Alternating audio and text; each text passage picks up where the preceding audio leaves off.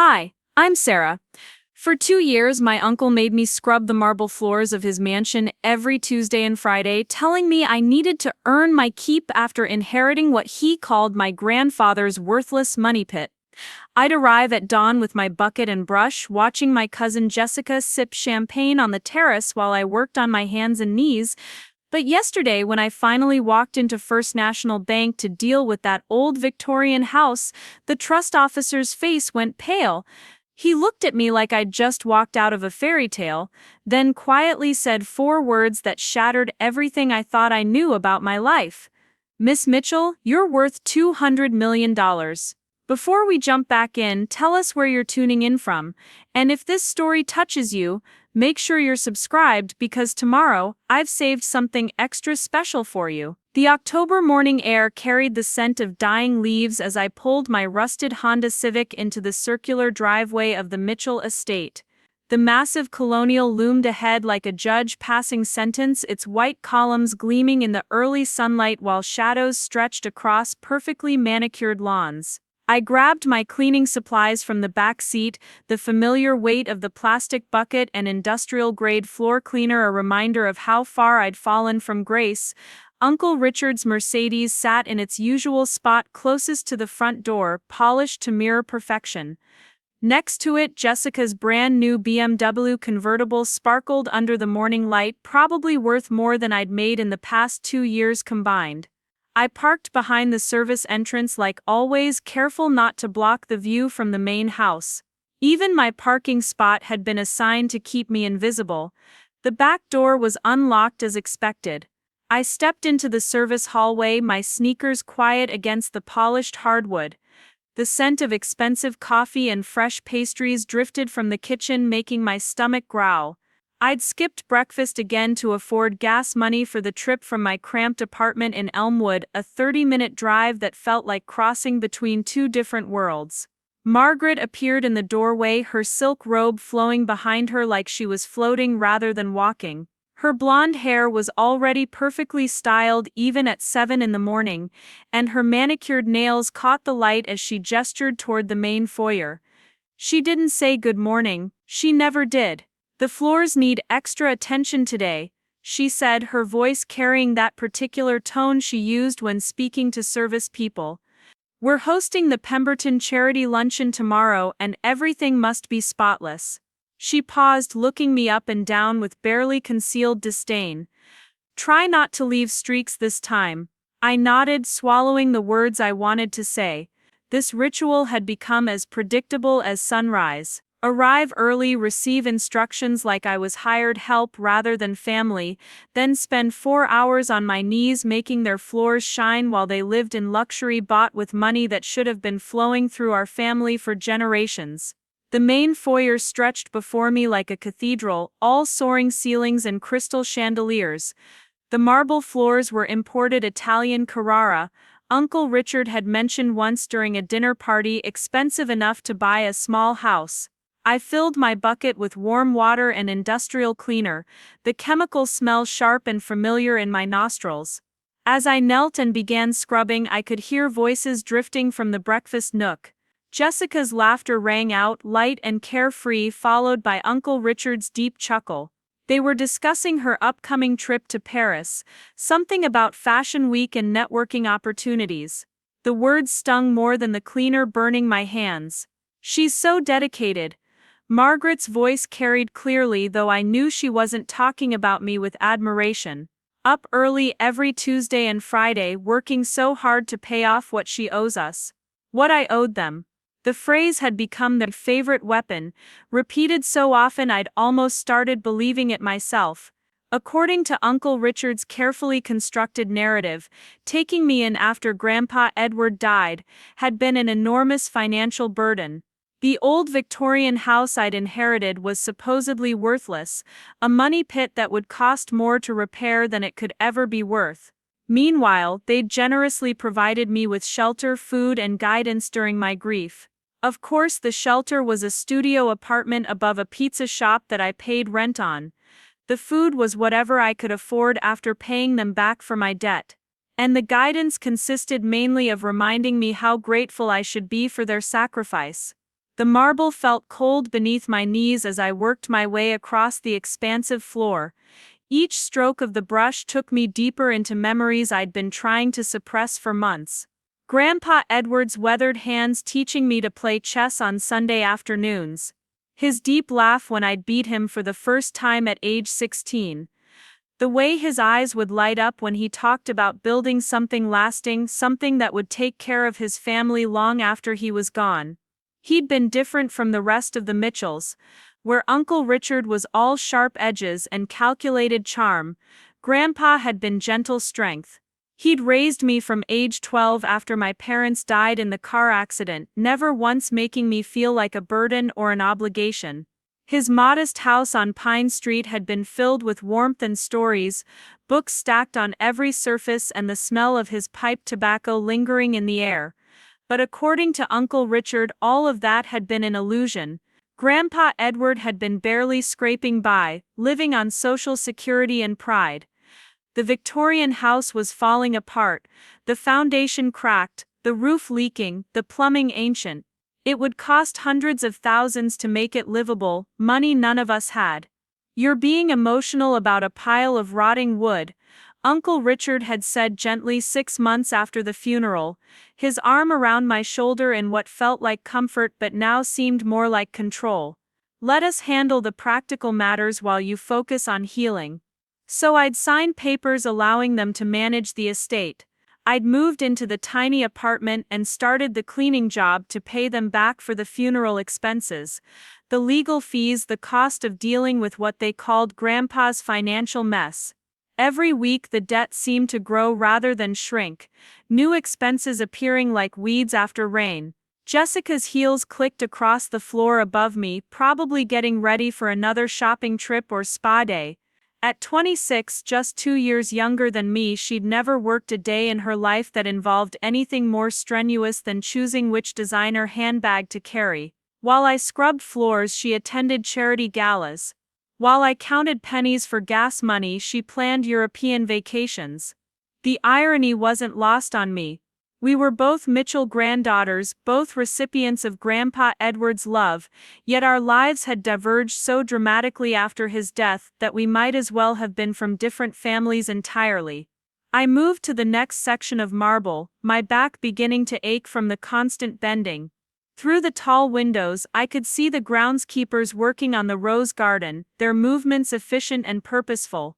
Even they seemed to command more respect in this house than I did.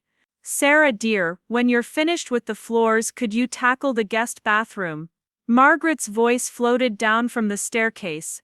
She stood on the landing in a different outfit now, probably worth more than my monthly rent. "We want everything perfect for tomorrow's event." I nodded without looking up, not trusting my expression to remain neutral.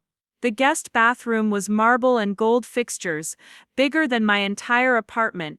Scrubbing it would take another hour at least, time I'd originally planned to spend dealing with some paperwork related to Grandpa's house. For weeks now, I'd been putting off a meeting with the trust officer at First National Bank. Something about some documents that needed my signature, routine estate matters that Uncle Richard assured me were just bureaucratic formalities. But the appointment had been rescheduled 3 times already, and the bank had called yesterday with a tone that suggested this was more urgent than routine. The grandfather clock in the hallway chimed 9 o'clock, its deep notes echoing through the high ceilings. I'd been scrubbing for 2 hours, and my knees were already protesting against the hard marble.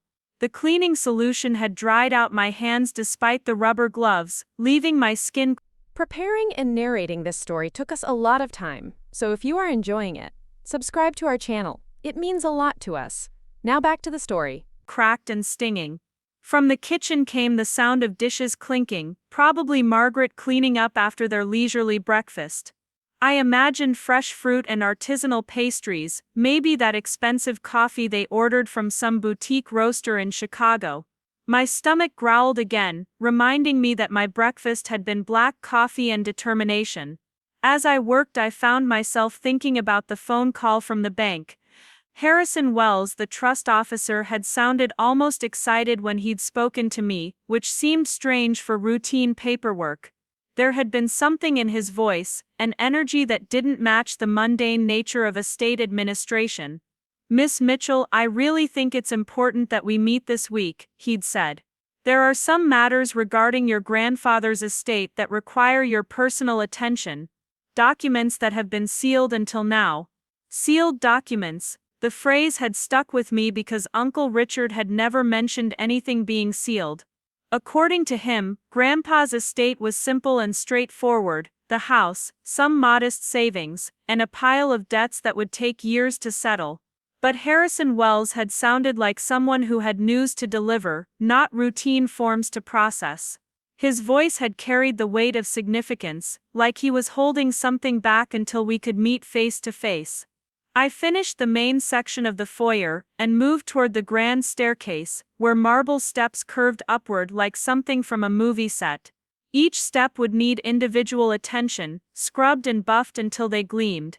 The repetitive motion had become almost meditative over the months, giving me time to think while my hands worked automatically. The house felt different today, though I couldn't pinpoint exactly what had changed. Maybe it was the way Margaret had looked at me this morning, with something that seemed almost like nervousness beneath her usual disdain. Or how Uncle Richard had been conspicuously absent from his normal morning routine of checking on the cleaning progress. Usually he'd make an appearance by now, coffee cup in hand, offering what he called gentle guidance about areas that needed extra attention. His presence was never overtly threatening, but it carried an undertone of ownership that extended beyond the house to encompass me as well. Today, though, the house felt quieter than usual. Even Jessica's usual morning phone calls to friends seemed muted, and I hadn't heard her music playing from the third-floor suite she'd claimed as her domain. As I scrubbed the third step, I caught a glimpse of myself in the polished marble surface. My reflection looked tired, older than my 28 years, with shadows under my eyes that spoke of too many early mornings and too many nights spent worrying about money. When had I become this person, this version of myself that accepted scrubbing floors as normal, that bowed her head and said "yes ma'am" to people who should have been family? The girl in the reflection looked like someone I might have pitied 2 years ago, someone I would have wanted to help or encourage. Now she was just me, trapped in a cycle of debt and obligation that seemed designed to keep me exactly where I was. My phone buzzed in my pocket, interrupting my thoughts. A text message from Harrison Wells at the bank: "Miss Mitchell, I have some time available this afternoon if you're able to come in. I believe you'll find our conversation quite illuminating." Illuminating. Another word that seemed to carry more weight than necessary for routine paperwork. I glanced at my watch, calculating how much time I'd need to finish the floors and the guest bathroom. If I worked efficiently, I could be done by noon, leaving enough time to grab a quick shower at home before heading to the bank. Something told me this appointment was going to be different from the routine meetings I'd been expecting. Harrison Wells' tone, the sealed documents, the timing after 2 years of silence, it all pointed toward something significant, something that might finally explain the nagging feeling I'd had that there were pieces of Grandpa's story I'd never been told. I pulled out my phone and typed back, "I can be there at 2 p.m. today." His response came almost immediately. "Perfect. Ask for me specifically at the front desk. And Miss Mitchell, you might want to bring some form of identification with you, official documents." The request struck me as odd. Why would I need official identification for paperwork I'd been handling for months? But something in his tone suggested this wasn't the time for questions, that answers would come soon enough. I slipped the phone back into my pocket and returned to scrubbing the marble steps, but my mind was already racing ahead to the afternoon, to whatever Harrison Wells had to tell me that required sealed documents and official identification. For the first time in months, I felt a flutter of something that might have been hope, though I was almost afraid to acknowledge it. Hope had become a dangerous emotion in my world, something that led to disappointment and deeper despair. But as I worked my way up the grand staircase, scrubbing marble that would shine for strangers at tomorrow's charity luncheon, I couldn't shake the feeling that this afternoon might change everything. that whatever Harrison Wells had to show me might finally explain why Grandpa Edward's eyes had always held secrets, why he'd sometimes looked at me like he was seeing a future I couldn't yet imagine. The clock chimed 10:30, and somewhere in the house, Jessica's laughter echoed off the walls like music, but for the first time in 2 years, the sound didn't make me feel smaller. Instead, it made me wonder what I might be laughing about by evening, what illuminating news might be waiting for me behind the mahogany doors of First National Bank. I scrubbed faster, suddenly eager to finish the work that had defined my life for so long, sensing that by sunset, nothing would be the same. I finished the guest bathroom just after noon, my reflection in the gold-framed mirror, showing streaks of cleaning solution on my cheek and hair escaping from its ponytail. The marble surfaces gleamed like jewelry, every fixture polished to perfection for tomorrow's charity luncheon.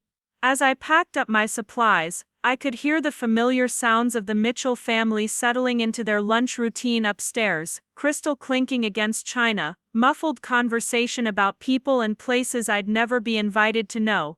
The drive back to my apartment in Elmwood took me through neighborhoods that told the story of declining prosperity with each mile. The manicured lawns and wrought iron gates of Oakbrook Heights gave way to chain-link fences and apartment complexes with peeling paint. My building sat wedged between a laundromat and a discount cell phone store, the kind of place where people minded their own business and paid rent in cash. My studio apartment felt smaller than usual after spending the morning in the Mitchell estate's sprawling rooms. The kitchenette, bathroom, and sleeping area all existed in roughly the same square footage as their guest powder room. But it was mine, paid for with my own money, even if that money came from scrubbing the floors. I showered quickly, letting the hot water wash away the chemical smell of industrial cleaner and the lingering humiliation of spending another morning on my knees while my cousin planned her Parisian adventure. The bank appointment loomed in my mind, growing more mysterious with each passing hour. Harrison Wells' tone had been so different from the usual dry conversations about probate procedures and tax documents. By 1:30, I was driving toward downtown Oakbrook, my hands drumming nervously on the steering wheel as I rehearsed possible scenarios for the meeting. Maybe there was a problem with the title transfer on Grandpa's house, maybe some creditor had emerged from the woodwork with a claim against the estate. Or maybe Uncle Richard had been right all along, and the Victorian house really was worthless, requiring me to sign away what little claim I had to avoid further debt.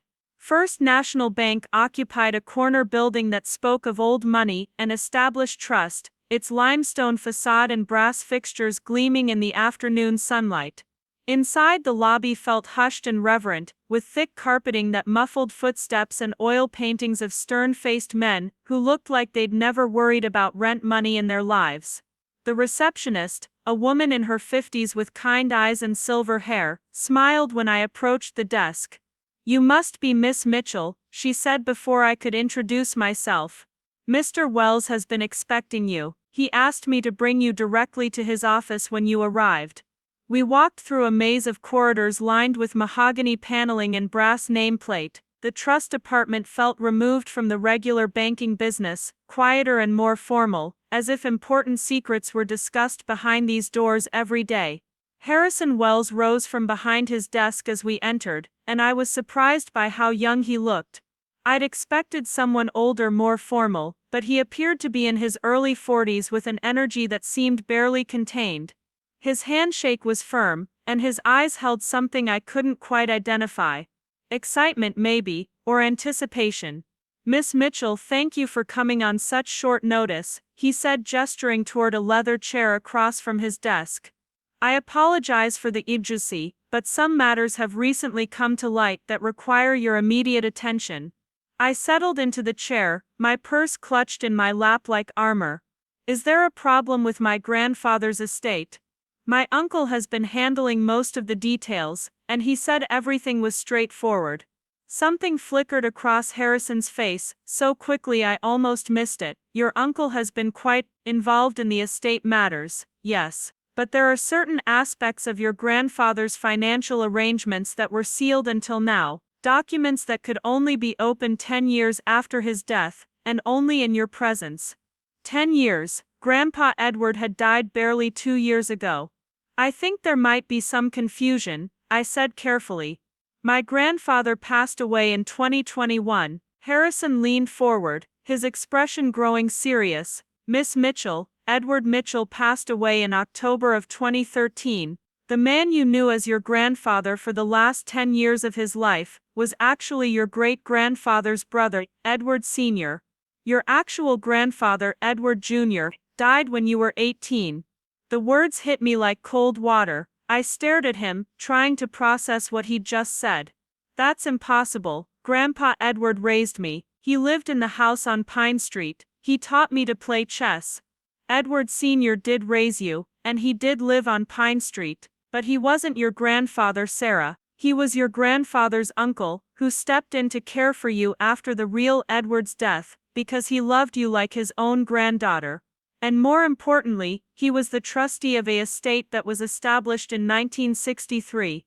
Harrison opened a thick folder on his desk, reviewing documents with official seals and legal letterhead. Your real grandfather, Edward Mitchell Jr., was a remarkably successful businessman who built his fortune quietly over 40 years. When he died unexpectedly of a heart attack in 2013, he left specific instructions that his estate should be managed in secret until you reached the age of 28 and had demonstrated the character he hoped you'd develop. My hands were shaking as I tried to absorb this information, but Uncle Richard said Grandpa barely had enough money to maintain the house. He said the estate was mostly debt. Richard Mitchell has never had access to the real estate information, Harrison said gently. Edward Sr. made certain of that. He watched your family carefully after Edward Jr.'s death, and he didn't like what he saw. The fighting over money, the assumptions about inheritance, the way certain family members began treating you differently once they thought you might inherit something significant. He pulled out a photograph and slid it across the desk. It showed two men who looked remarkably similar, both in their 70s, standing beside a lake. This is Edward Sr. and Edward Jr., taken just a few months before your grandfather's death. They were incredibly close, and when Edward Jr. realized his heart condition was serious, he asked his uncle to help execute a very specific plan. I stared at the photograph, recognizing the man I'd known as Grandpa Edward, but seeing a stranger beside him. So the man who raised me wasn't actually my grandfather, he was your grandfather in every way that mattered, Harrison said softly. He loved you deeply, and he spent the last 10 years of his life, not just caring for you, but observing your character, documenting your actions, and ensuring that when the time came, you'd be ready for what your real grandfather left you. He opened another section of the folder, revealing bank statements and investment portfolios, with numbers that made my vision blur. Miss Mitchell, your grandfather's estate is currently valued at just over $200 million. The room seemed to tilt sideways. I gripped the arms of the leather chair, trying to stay anchored to reality. 200 million. Mitchell Holdings has been managed by a board of trustees for the past decade, growing steadily through careful investments in technology, real estate, and manufacturing.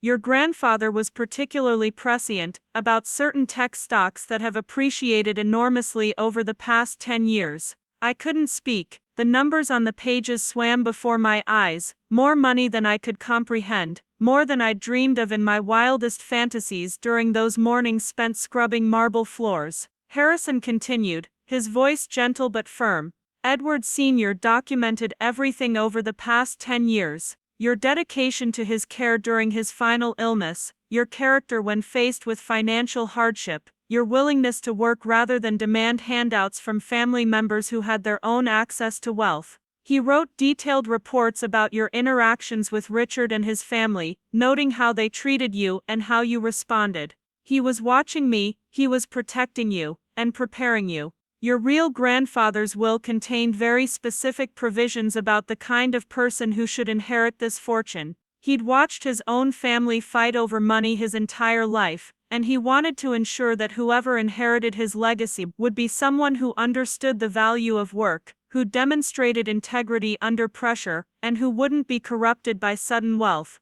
Harrison pulled out another document, this one heavy with seals and signatures.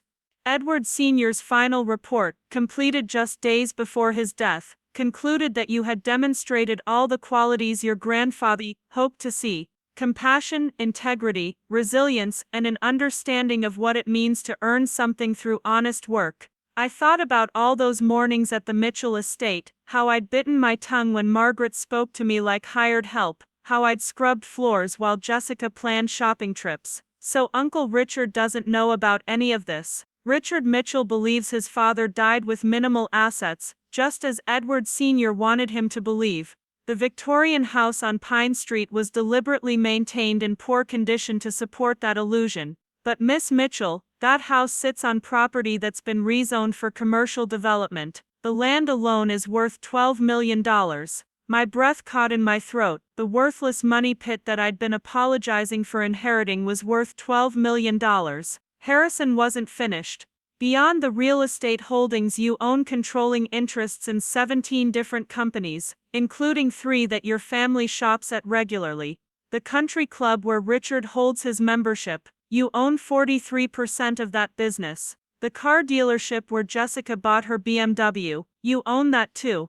The irony was so complete it felt like fiction. While I'd been scrubbing floors to pay off imaginary debts, I'd owned the businesses that profited from my family's lifestyle. There's more, Harrison said, though his tone suggested he was approaching the most difficult part of the conversation. Edward Sr. also documented Richard's financial situation over the past 10 years. The Mitchell estate where you've been working, it's mortgaged to the point of near foreclosure. Richard's lifestyle has been funded primarily by credit and the assumption that he'd eventually inherit his father's assets. I stared at him, pieces of a puzzle clicking into place. So when Uncle Richard took over managing Grandpa's estate, he found exactly what Edward Sr. wanted him to find: an old house in disrepair, minimal bank accounts, and a pile of fabricated debts. Meanwhile, the real assets were held in trust, growing steadily, waiting for today. Harrison pulled out a final set of documents. These require your signature to transfer full control of the Mitchell Holdings Trust to your name. Once you sign these papers, you'll have access to accounts that currently hold just over $203 million, plus the property portfolio and business interests. I looked down at the papers, then back at Harrison's expectant face. What happens to Uncle Richard and his family when they find out? That depends on several factors, Harrison said carefully.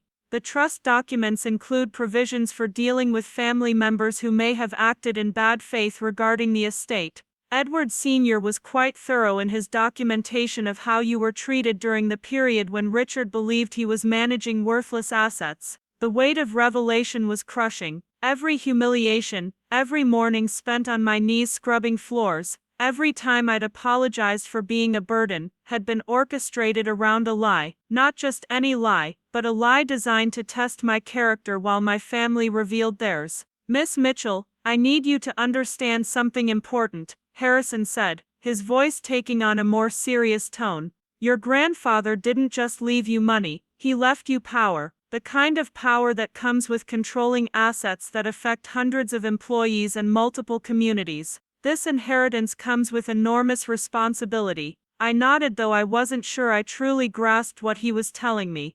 The numbers were too large, the revelation too complete. 2 hours ago, I'd been worried about affording gas money for next week. Now I was being told I own 17 companies. Take your time processing this, Harrison said, but I should mention that there are time-sensitive matters that require attention. The trust has been accumulating funds that were designated for immediate distribution upon your inheritance. There are scholarship funds, charitable contributions, and employee bonuses that have been waiting for your approval. Even in death, Grandpa Edward had been teaching me lessons. The money came with obligations to others, a reminder that wealth meant responsibility to the community that helped create it.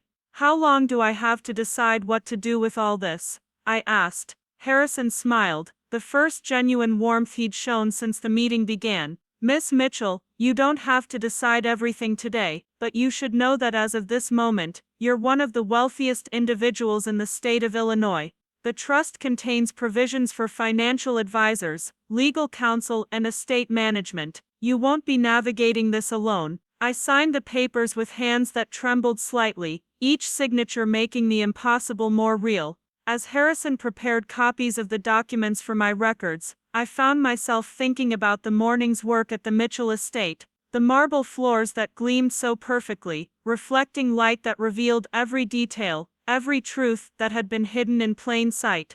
"Mr. Wells," I said as he handed me a leather portfolio containing my copies of the documents, "my family is going to find out about this eventually, aren't they?" His expression grew thoughtful. "Miss Mitchell, Edward Sr. left very specific instructions about how information regarding the estate should be handled. He wanted you to have complete control over if, when, and how your family learns about your actual financial situation.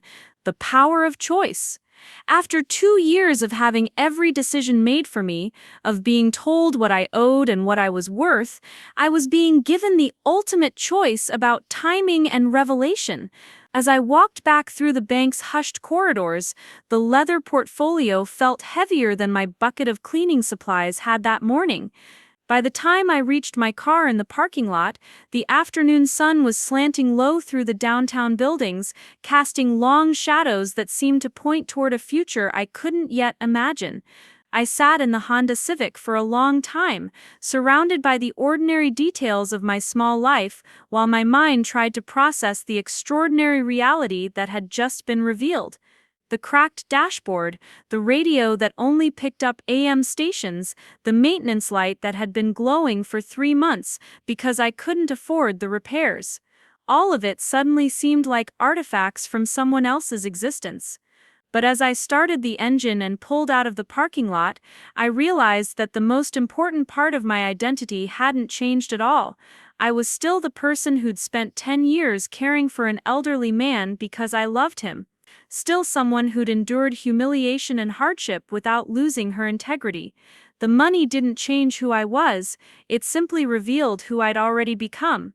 The drive back to Elmwood took me through the same neighborhoods as always, but everything looked different now. Not because the buildings had changed, but because my relationship to them had shifted in ways I was only beginning to understand. When I reached my apartment building, I sat in the parking lot for another few minutes, watching ordinary people go about their ordinary lives. Tomorrow, I'd still wake up in the same studio apartment, still see the same view from my window, still be Sarah Mitchell from Elmwood. But I'd also be Sarah Mitchell, owner of Mitchell Holdings, controller of $200 million, and keeper of secrets that would reshape every relationship in my family. The evening light was fading as I climbed the stairs to my apartment, the leather portfolio tucked under my arm like a promise and a burden combined. Inside, I made a simple dinner and sat at my small table, spreading the trust documents across its surface, like a map to a country I'd never visited but somehow inherited.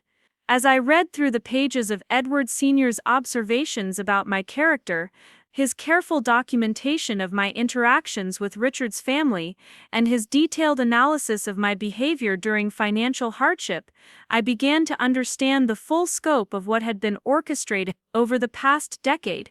Every test had been deliberate. Every humiliation had been observed and recorded. Every moment when I could have chosen bitterness or retaliation, but chose dignity instead, had been noted in careful handwriting that spoke of love disguised as distance. The man I'd known as Grandpa Edward had given me something more valuable than money, though it had taken this revelation for me to understand what it was. He'd given me the certainty of my own character, proven under conditions I never knew were being evaluated. Now, as I sat surrounded by documents that made me one of the wealthiest people in the state, I realized that tomorrow would bring choices I'd never imagined having to make. Choices about family, about revenge, about justice, and about what kind of person I wanted to be when I had the power to be anything at all. The phone rang just after 8, Uncle Richard's name appearing on the caller ID. For the first time in 2 years, I looked at his name without feeling the familiar tightness in my stomach, the automatic assumption that I'd done something wrong or fallen short of expectations. I let it ring through to voicemail, then played back his message. His voice was smooth and familiar, the same tone he'd used that morning when Margaret gave me instructions about extra attention for the floors. "Sarah, sweetheart, I hope you had a productive day. Margaret mentioned that the house looked beautiful after your work this morning.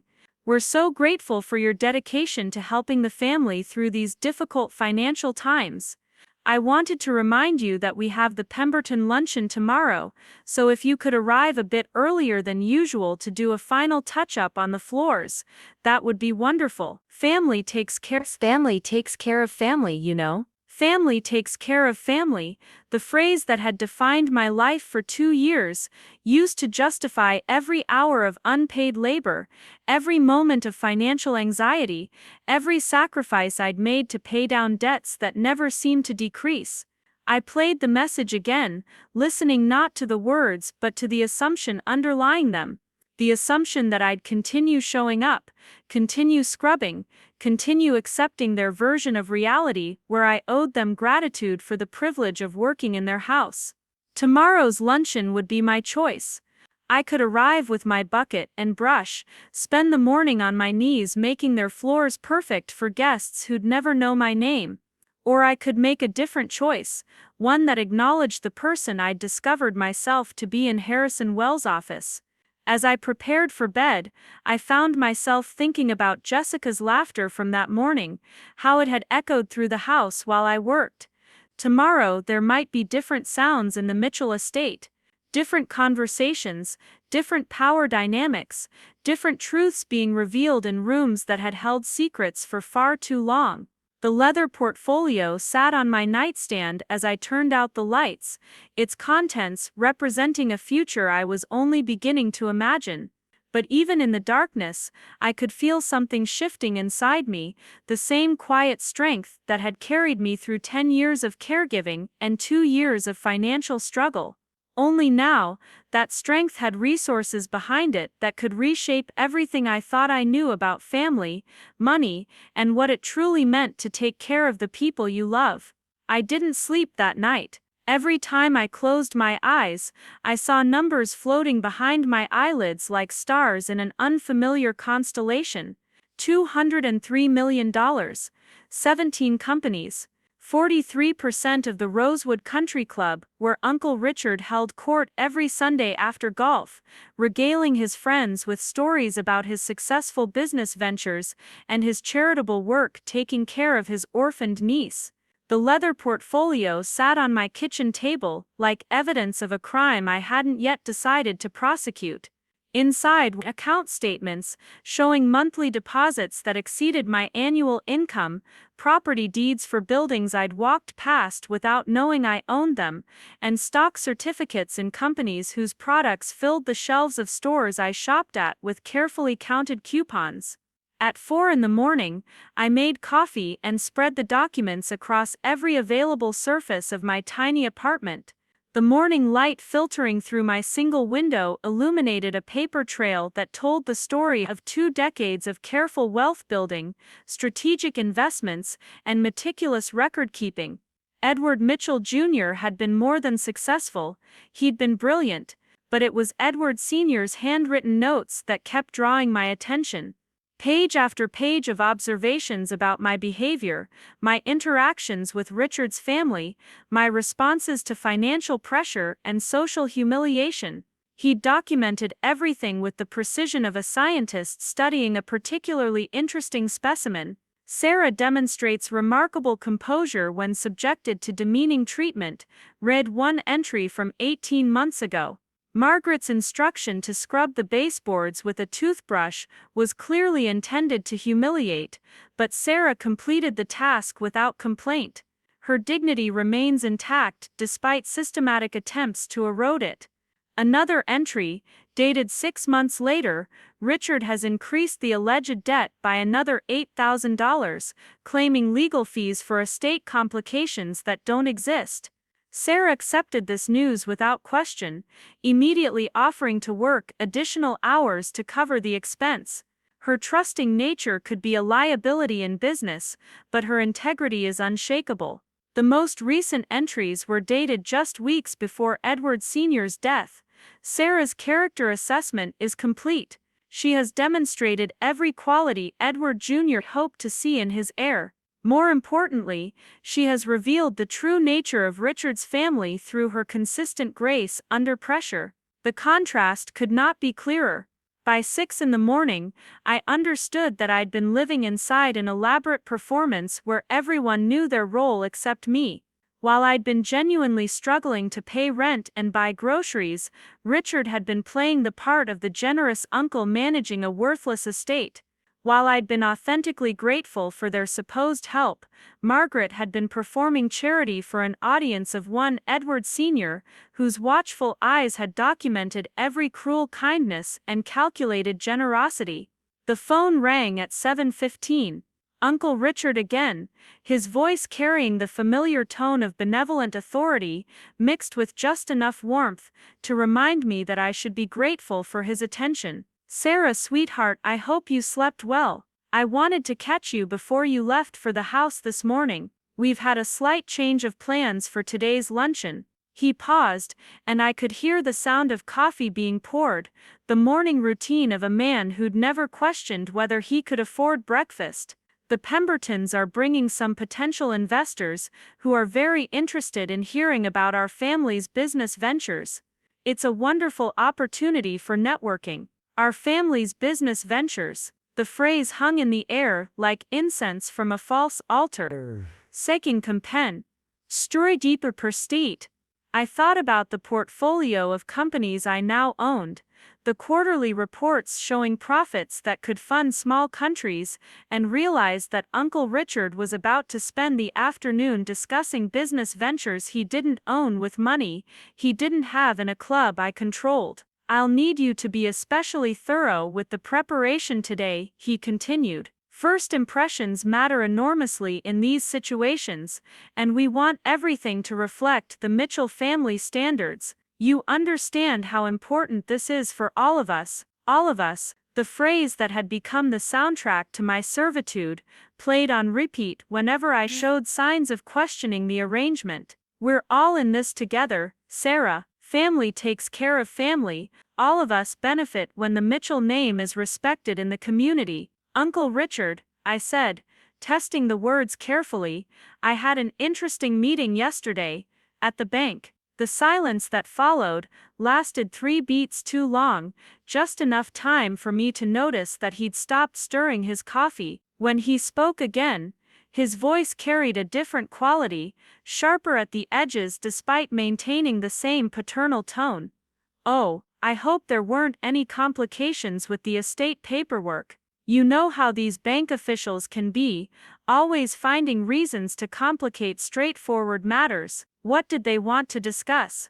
The question felt loaded, weighted with an expectation that I'd deliver the right answer, that I'd continue playing my assigned role in whatever script had been written for this conversation. For 2 years, I'd given him exactly what he expected: deference, gratitude, and unquestioning acceptance of his version of reality. "They had some questions about the trust documents," I said, deliberately vague. "Nothing urgent, just routine follow-up on some details that needed clarification." Another pause, this one shorter but somehow more intense. "Well, I'm sure it's nothing to worry about. These institutions have so many protocols to follow. If you'd like, I could accompany you to any future meetings. Sometimes it helps to have someone with business experience to navigate these conversations." The offer was presented as generosity, but underneath, I could hear something that sounded almost like anxiety. Uncle Richard, who'd spent 2 years confidently managing every aspect of what he believed to be a simple estate, was suddenly offering to personally handle bank meetings about routine paperwork. "That's very kind of you," I said, "but I think I can manage it." "Of course you can, sweetheart. You're much more capable than you give yourself credit for. I just want to make sure you're not being taken advantage of by people who might see your trusting nature as an opportunity." My trusting nature, the same quality Edward Sr. had identified as both a strength and a potential weakness. But where Edward Sr. had seen it as evidence of my character, Uncle Richard was framing it as a liability that required his protection. I should let you go, he continued smoothly. I know you like to arrive early to do your best work.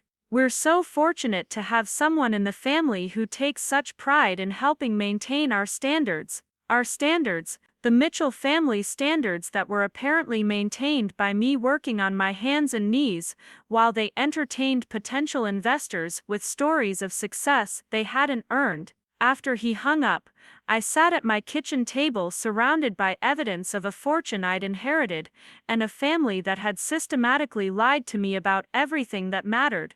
The morning sun was streaming through my window now, illuminating the papers that proved I owned the very businesses Uncle Richard would be discussing over lunch today. I thought about showing up at the Mitchell estate with my bucket and brush, spending the morning on my knees while Richard prepared to impress investors with his business acumen.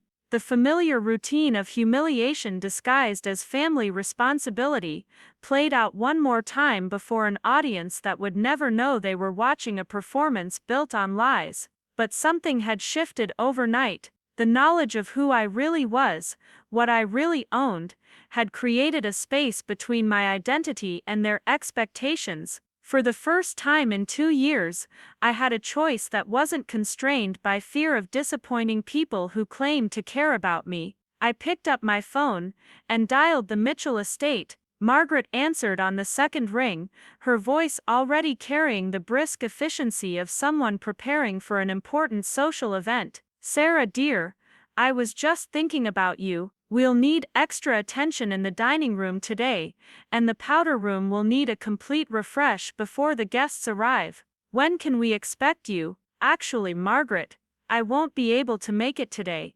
Something urgent has come up." The silence that followed was different from Uncle Richard's calculated pauses. This was the silence of someone who'd never considered the possibility that their instructions might be declined. "I'm sorry, I'm not sure I understand.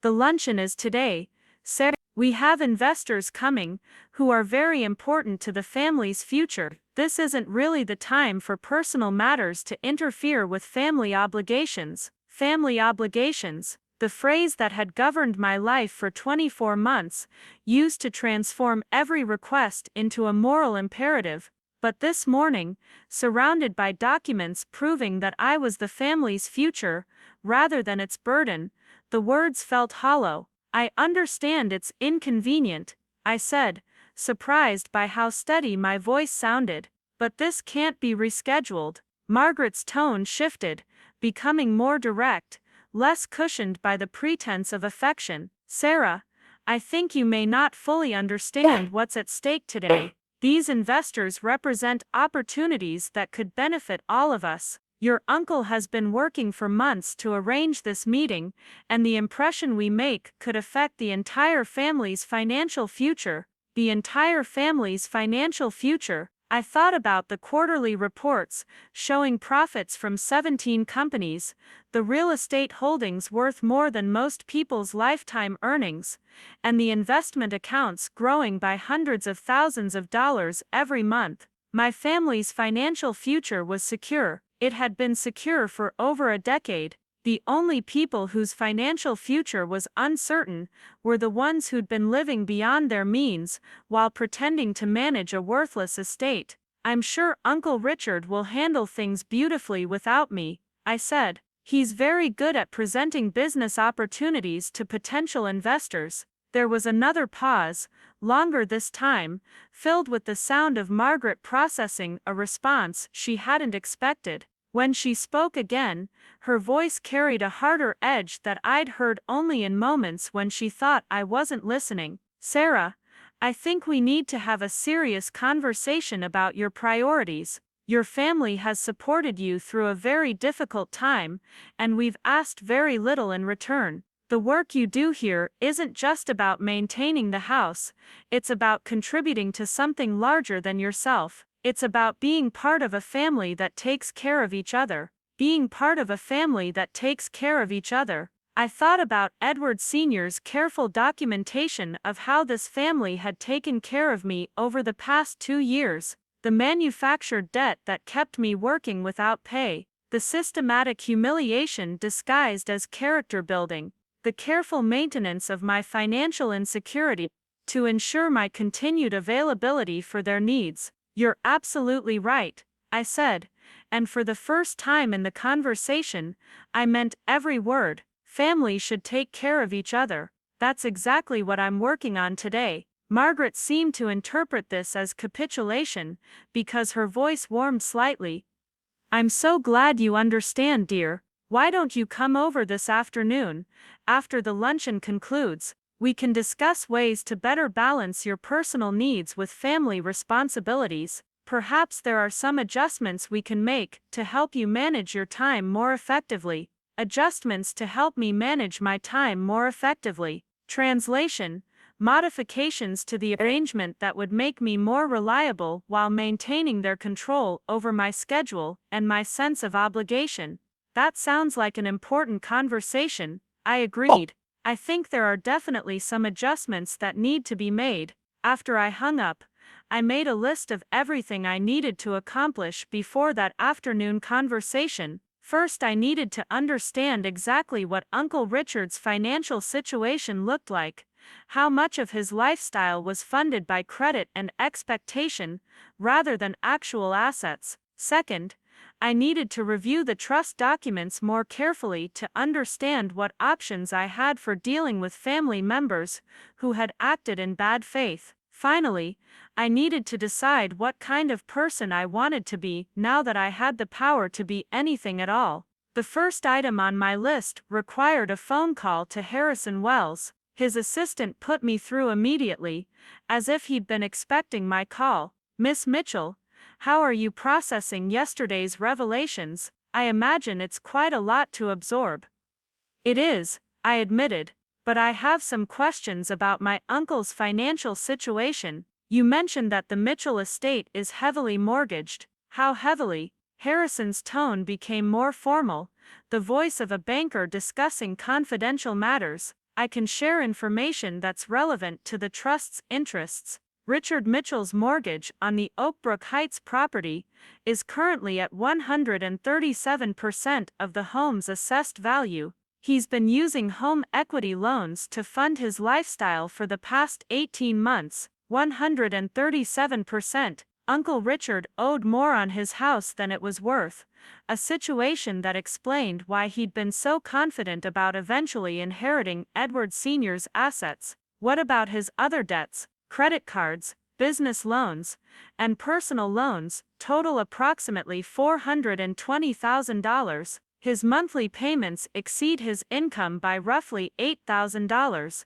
$8,000. Exactly the amount he'd claimed the estate owed in additional legal fees 6 months ago, the debt that had prompted me to start working extra hours to cover family expenses. Mr. Wells, I said slowly, is there any chance Uncle Richard knows about the real inheritance? Harrison considered this carefully before answering. Edward Sr. was extremely cautious about information security. The trust documents were sealed with specific instructions about who could access them and when. However, Richard has been asking increasingly detailed questions about the estate over the past year, particularly about any assets that might have been held in separate accounts or trusts. Increasingly detailed questions. Uncle Richard might not know the exact amount of the inheritance, but he suspected there was more to Edward Sr.'s estate than a rundown house and minimal savings. His confidence about managing my financial obligations, his assumption that family resources would eventually cover his own debts, suggested he was counting on discoveries that he expected to control. There's something else you should know, Harrison continued. Richard contacted our offices 3 times in the past month, requesting meetings to discuss the estate's assets. Each time, he was told that all estate matters required your presence and authorization. Yesterday, after your appointment, he called again, asking about your visit. The anxiety I'd heard in Uncle Richard's voice that morning suddenly made perfect sense. He knew I'd been to the bank, and he was trying to determine how much I'd learned about assets he was counting on to solve his financial problems. I spent the rest of the morning reviewing trust documents, particularly the sections dealing with Edward Sr.'s observations about family dynamics and his recommendations for handling relatives who might contest the inheritance. His final notes painted a clear picture of a man who'd understood exactly what would happen once the truth was revealed. Richard's financial desperation will likely prompt immediate legal action once he learns about the true extent of the inheritance. Read one entry. His pride will not allow him to accept that Sarah was chosen over him, and his debts will not allow him to wait for a reasonable resolution. Sarah should be prepared for aggressive attempts to contest the trust's validity or her mental capacity to manage the inheritance. Edward Sr. had anticipated everything: the family's reaction, the legal challenges, even the personal attacks that would follow. But he'd also provided tools to handle each scenario, including detailed documentation of every loan he'd never made, every debt that had been fabricated, and every instance where I'd been manipulated into believing I owed money that had never existed. By noon, I understood that the afternoon conversation Margaret had suggested wasn't going to be about adjusting my schedule to better accommodate family responsibilities. It was going to be about damage control, about containing whatever information they thought I might have learned, and about maintaining their version of reality long enough to figure out how to access assets they still believed they could control. I drove to Oakbrook Heights one last time, but instead of turning toward the Mitchell estate, I continued to the downtown district and parked across the street from First National Bank. Through the large windows, I could see Harrison Wells at his desk, probably fielding more calls from Uncle Richard about routine estate matters that had suddenly become urgent. The Rosewood Country Club was 6 blocks away, close enough that I could walk there in 10 minutes, close enough that I could arrive during the investors' luncheon, introduce myself as the actual owner of 43% of the business, and watch Uncle Richard explain his family's successful ventures to people who would immediately realize they were listening to someone who owned nothing but debt.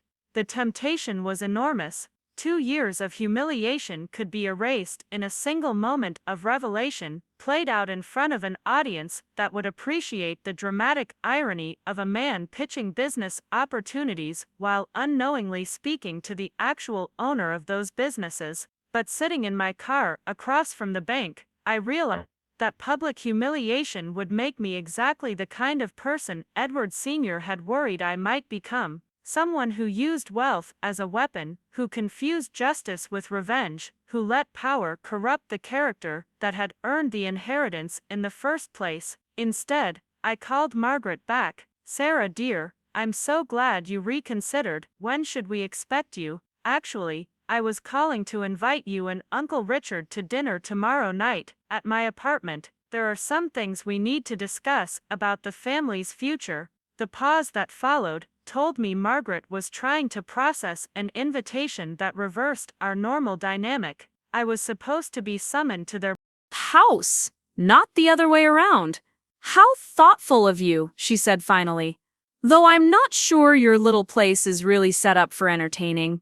My little place, the studio apartment where I lived because I believed I couldn't afford anything better, while sitting on enough wealth to buy Margaret's dream house in cash without affecting my monthly interest income. "Don't worry about space," I said. "This conversation is long overdue, and I think we'll all find it very illuminating." That evening, I sat at my kitchen table one more time, surrounded by documents that proved everything I'd believed about my life was fiction. But instead of anger, I felt something approaching peace. Edward Sr. had given me more than money. He'd given me certainty about who I was when everything I thought I knew was stripped away. Tomorrow night, Uncle Richard and Margaret would discover that the niece they'd been manipulating was actually the person controlling their financial future. They'd learn that every floor I'd scrubbed, every debt I'd accepted, every moment of manufactured gratitude had been observed and documented by someone who loved me enough to let me prove myself under pressure. But more importantly, I'd finally get to show them what Edward Sr. had seen in me all along, someone who could inherit enormous wealth without losing her humanity, someone who understood that true power came from lifting people up rather than tearing them down, and someone who knew the difference between justice and revenge. The portfolio sat on my nightstand again as I prepared for sleep, but this time it felt less like a burden and more like a promise. Tomorrow the truth would finally be served, but it would be served with dignity by someone who'd earned the right to speak it. The next evening arrived with the weight of inevitability. I spent the afternoon cleaning my studio apartment not because it needed it, but because I needed something to do with my hands while my mind processed what was about to unfold. The irony wasn't lost on me that I was cleaning again, but this time it was my own space, my own choice, preparing for guests who had no idea they were about to discover their world had been turned inside out. At exactly 6 o'clock, Uncle Richard's Mercedes pulled up outside my building. Through my window, I watched him emerge from the driver's seat, adjusting his expensive suit jacket and looking around the neighborhood with the expression of someone visiting a foreign country. Margaret followed, her heels clicking uncertainly on the cracked pavement as she navigated around puddles from the previous night's rain. They stood outside the entrance for a moment, Richard checking his phone while Margaret smoothed her skirt and examined the building's weathered exterior. I could imagine their conversation, the quiet observations about my living situation, the reinforcement of their narrative about my circumstances and their generosity in caring for me. When they knocked, I opened the door wearing jeans and a simple sweater, the same clothes I might have worn to clean their house. But something in my posture had changed, a stillness that came from knowing exactly who I was and what I was worth. "Sarah, sweetheart," Uncle Richard said, stepping into the small space with the careful movements of someone trying not to touch anything accidentally. His eyes swept the apartment, taking in the second-hand furniture and limited square footage with what he probably thought was discretion. Margaret followed, her smile tight and polite as she accepted my offer to take her coat. "What a cozy little place," she said, the kind of compliment that managed to sound like sympathy wrapped in encouragement. I'd set up my small table with 3 chairs, simple place settings, and a casserole dish that filled the apartment with the scent of home cooking. Nothing fancy, nothing that would signal the evening was anything other than a modest dinner hosted by their grateful niece. "Please, sit anywhere," I said, gesturing toward the table. "I hope you don't mind something simple. I made that tuna noodle casserole you used to like, Uncle Richard." His face softened with what appeared to be genuine warmth. "You remembered that? I haven't had homemade tuna casserole in years. Margaret's always insisting we eat those complicated dishes from her cooking magazines." We settled around the table, the conversation flowing in familiar patterns as I served dinner, and they updated me on neighborhood gossip and social events. Richard mentioned the previous day's luncheon, describing the investor's interest in family business ventures with the satisfaction of someone who believed he'd made impressive connections. "The Pemberton contacts were very sophisticated," he said between bites. They appreciated hearing about established family enterprises with strong growth potential. "These kinds of relationships take time to develop, but they're invaluable for long-term financial security." "Established family enterprises," I nodded and made appropriate responses while mentally reviewing the quarterly reports for the 17 companies I actually owned, including the manufacturing firm the Pembertons had probably invested in already without knowing they were speaking to someone with no stake in the business. Margaret steered the conversation toward my recent activities, her questions casual but persistent. "You mentioned having some errands yesterday that kept you from helping with the luncheon preparation. I hope everything worked out satisfactorily." "It did," I said, cutting another piece of casserole. "Very satisfactorily, actually. That's part of what I wanted to discuss with both of you tonight." Richard leaned back in his chair, his expression shifting subtly from social warmth to business attention. "Of course, sweetheart.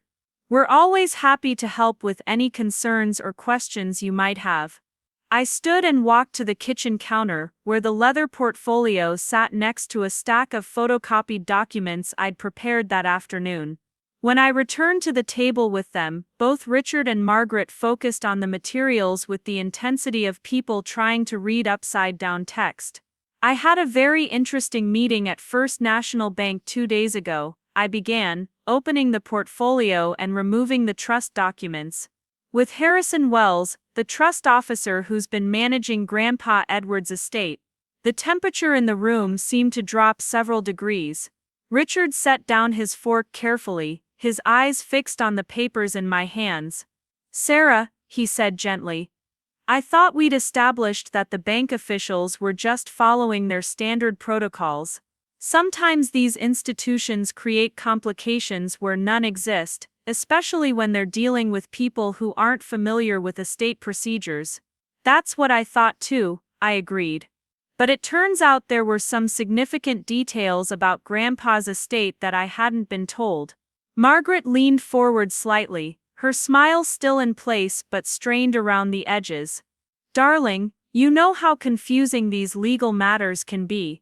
Your uncle has been handling everything so carefully to protect you from unnecessary stress during your grieving process." "Actually," I said, placing the first document on the table where they could both see it clearly, "the man I knew as Grandpa Edward wasn't my grandfather at all. He was my great-grandfather's brother, Edward Sr. My actual grandfather died in 2013. The silence that followed was profound. Richard's face went through several expressions in rapid succession: confusion, calculation, and something that might have been fear. "That's impossible," Margaret said flatly. "You lived with him for years after your parents died. He raised you." "Edward Sr. did raise me," I agreed, "but he did it as the trustee of an estate established by my real grandfather, Edward Jr., who died of a heart attack 10 years ago. Edward Sr. spent those 10 years managing the trust and observing my character to determine whether I was suitable to inherit what Edward Jr." I placed the bank statements on the table, the numbers clearly visible in the lamplight. Richard's eyes focused on the account balances, his lips moving silently as he processed figures that exceeded his mortgage debt by several thousand%. $203 million, I said quietly. "That's what my grandfather actually left me. Not a rundown house with a leaky roof, but Mitchell Holdings, a trust that owns 17 companies, multiple real estate portfolios, and investment accounts that generate more income in a month than most people earn in a decade." Margaret reached for the papers with trembling hands, scanning the documents as if they might reveal themselves to be elaborate forgeries. "This can't be real. Edward barely had enough money to heat that old house. The estate was worthless except for the property, and even that needed more work than it was worth." "The estate you knew about was worthless," I corrected. "Edward Sr. made sure of that. He wanted to see how the family would treat me when they believed there was nothing significant to inherit. He documented everything very carefully." I removed Edward Sr.'s handwritten journals from the portfolio, pages filled with detailed observations about family dynamics, financial manipulation, and character assessment. Richard stared at the notebooks as if they were evidence at a criminal trial. "He was watching all of us?" Richard asked, his voice hollow. "He was protecting me," I said. "And he was testing everyone else. He wanted to understand who would support me when they thought I had nothing, and who would exploit me when they thought I was vulnerable." I opened one of the journals to a page I'd marked with a yellow sticky note. "This entry is from 14 months ago, Uncle Richard. Richard has increased Sarah's alleged debt to $31,000, claiming additional legal fees for estate complications that don't exist. He seems to believe that keeping her financially insecure will ensure her availability for unpaid labor. His manipulation has become systematic and calculated." Richard's face had gone pale, but his voice remained steady. "Sarah, I understand this might look concerning from an outside perspective, but everything I did was to help you learn financial responsibility. Young people today often struggle with money management, and I thought gradual exposure to real-world obligations would prepare you for eventual independence. Gradual exposure to fabricated obligations, I corrected. Every debt you claimed the estate owed was fictional. Every legal fee, every complication, every expense that kept me working without pay while you lived beyond your means, hoping to inherit assets you assumed Edward Sr. was hiding. Margaret stood abruptly, her chair scraping against the floor. Sarah, I think you're misunderstanding the situation. Your uncle has sacrificed enormously to help you during a difficult period. We've provided guidance, support, and opportunities for you to contribute meaningfully to the family's welfare. Opportunities to scrub your floors while Jessica planned shopping trips to Paris. The words hung in the air like an accusation and a revelation combined. Margaret's mouth opened, then closed as she processed the shift in power dynamics that had just occurred. Richard leaned forward, his expression taking on the earnest sincerity he'd perfected over decades of business negotiations. Sarah, I can see how some of our arrangements might appear problematic when taken out of context, but you have to understand that everything we did was motivated by love and concern for your future. We were trying to teach you values that would serve you well throughout your life. Values like accepting exploitation as family loyalty, like believing I owed gratitude for the privilege of being manipulated. Sarah, please, Margaret interjected, sitting back down and reaching across the table as if to take my hand. We're family, we can work through any misunderstandings and find a way forward that benefits everyone. I moved my hands away from hers and placed another document on the table. This one was from Harrison Wells' office, a detailed analysis of Richard's financial situation prepared at my request that afternoon. Uncle Richard, your mortgage is at 137% of your home's value. Your credit card debt exceeds $400,000. Your monthly expenses are $8,000 more than your income.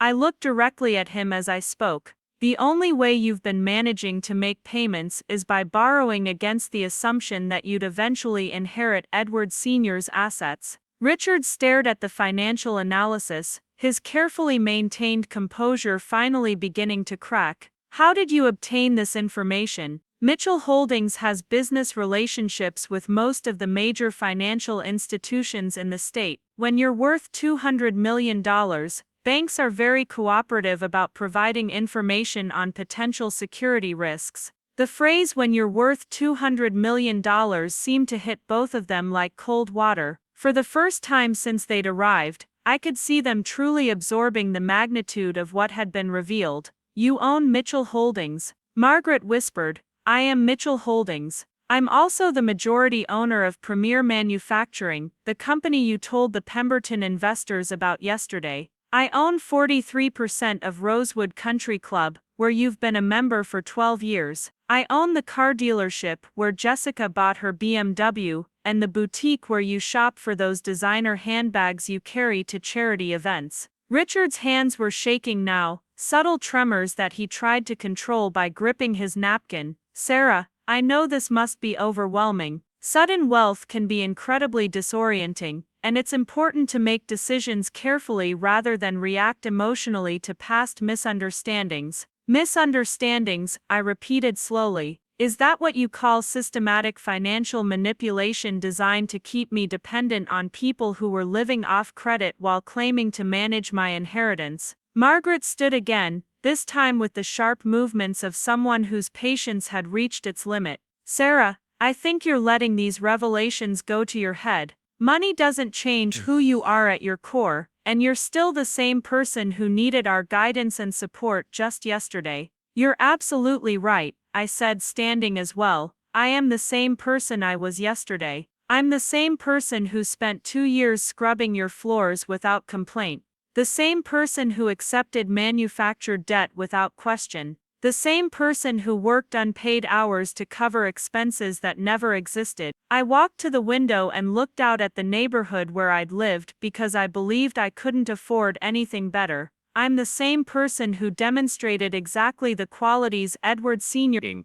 hoped to see in his heir: integrity under pressure. Grace in the face of exploitation, the ability to maintain dignity while being systematically humiliated. When I turned back to face them, both Richard and Margaret were staring at me with expressions I'd never seen before. Not the indulgent warmth they'd shown when they thought I was their grateful dependent, and not the calculated manipulation they'd used when they needed my labor. This was something closer to recognition, the acknowledgement that they were looking at someone who had fundamentally changed position in the family hierarchy. Edward Sr. spent 10 years documenting everything, I continued, returning to the table and opening the final journal. Every conversation, every manipulation, every moment when you revealed your true feelings about me and my place in the family. I read aloud from the last entry Edward Sr. had written before his death. Sarah's character assessment is complete. She has demonstrated remarkable strength and integrity despite systematic attempts to break her spirit. More importantly, she has revealed the true nature of Richard's family through her consistent grace under pressure. I am confident that she will use her inheritance wisely and compassionately, even toward those who have wronged her. The apartment fell silent, except for the sound of traffic from the street below and Margaret's increasingly labored breathing. Richard sat frozen, still gripping his napkin, while Margaret stood beside her chair like someone who'd forgotten how to move. "So what happens now?" Richard finally asked, his voice barely above a whisper. "Now you have some choices to make," I said, gathering the documents back into the portfolio. "You can continue pretending that the past 2 years were motivated by love and concern, in which case you'll be dealing with my attorneys regarding restitution for the wages I should have been paid and compensation for the emotional distress caused by your systematic deception." Margaret sank back into her chair, her perfect posture finally collapsing. "Sarah, please, we're family. Family takes care of each other," I agreed, using the phrase that had been wielded against me for 24 months, "which is why I'm going to offer you an alternative." I walked back to the kitchen counter and retrieved another folder, this one containing documents I'd had prepared by Harrison Wells that afternoon. "Uncle Richard, Mitchell Holdings needs experienced management for several of its smaller subsidiaries. The position comes with a salary of $120,000 annually, plus benefits and profit sharing. It also comes with a low-interest loan program that could help you restructure your current debt." Richard looked up at me with an expression of complete bewilderment. "You're offering me a job. I'm offering you a chance to earn what you've been pretending to have. The position requires honesty, accountability, and a willingness to acknowledge that past behavior was unacceptable. It also requires treating all employees, regardless of their family relationship to ownership, with dignity and respect." I placed the employment contract on the table in front of him. "The alternative is that I file a civil lawsuit for fraud, wage theft, and intentional infliction of emotional distress. Your choice." Margaret found her voice first. "What about me? What about Jessica?" "Jessica can apply for entry-level positions at any of the companies I own, just like any other candidate. Her qualifications will determine her opportunities, not her family connections." I looked directly at Margaret. "As for you, you can choose to be part of a family that actually takes care of each other, or you can continue playing games with people who now have the resources to win every time." The silence stretched between us like a bridge. Neither of them was sure they wanted to cross. Richard studied the employment contract as if it were written in a foreign language, while Margaret stared at her hands folded in her lap. Finally, Richard looked up at me with something that might have been the beginning of actual respect. "Sarah, I owe you an apology that goes deeper than words can express. I convinced myself that what we were doing was for your benefit, but you're right, we were exploiting your trust and your love for family.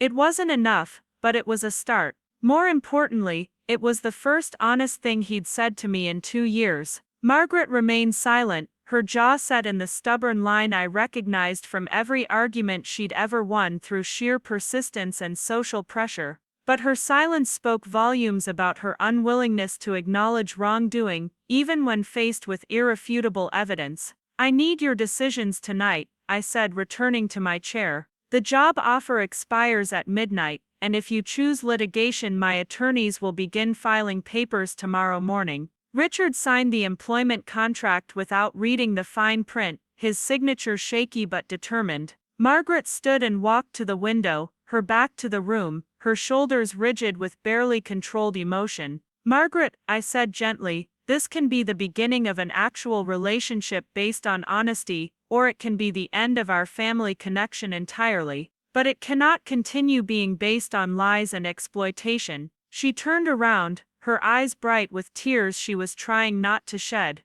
"I don't know how to do this, Sarah. I don't know how to be in a family where I'm not in control." It was the most honest thing she'd ever said to me, and it opened a door I hadn't expected to find. "None of us knows how to act to do this," I admitted, "but we can figure it out together, if you want to try." She nodded once, a small movement that acknowledged the shift in our dynamic without fully embracing it. It would have to be enough for now. 2 hours later, after Richard and Margaret had left with copies of documents that would reshape every assumption they'd held about family, money and power, I sat alone in my studio apartment surrounded by the evidence of a life that had been transformed overnight. The apartment felt different now, not smaller but more temporary, like a hotel room I'd been staying in while waiting for my real life to begin. Tomorrow I'd start the process of moving into a house that reflected my actual circumstances rather than the fiction my family had constructed around my poverty.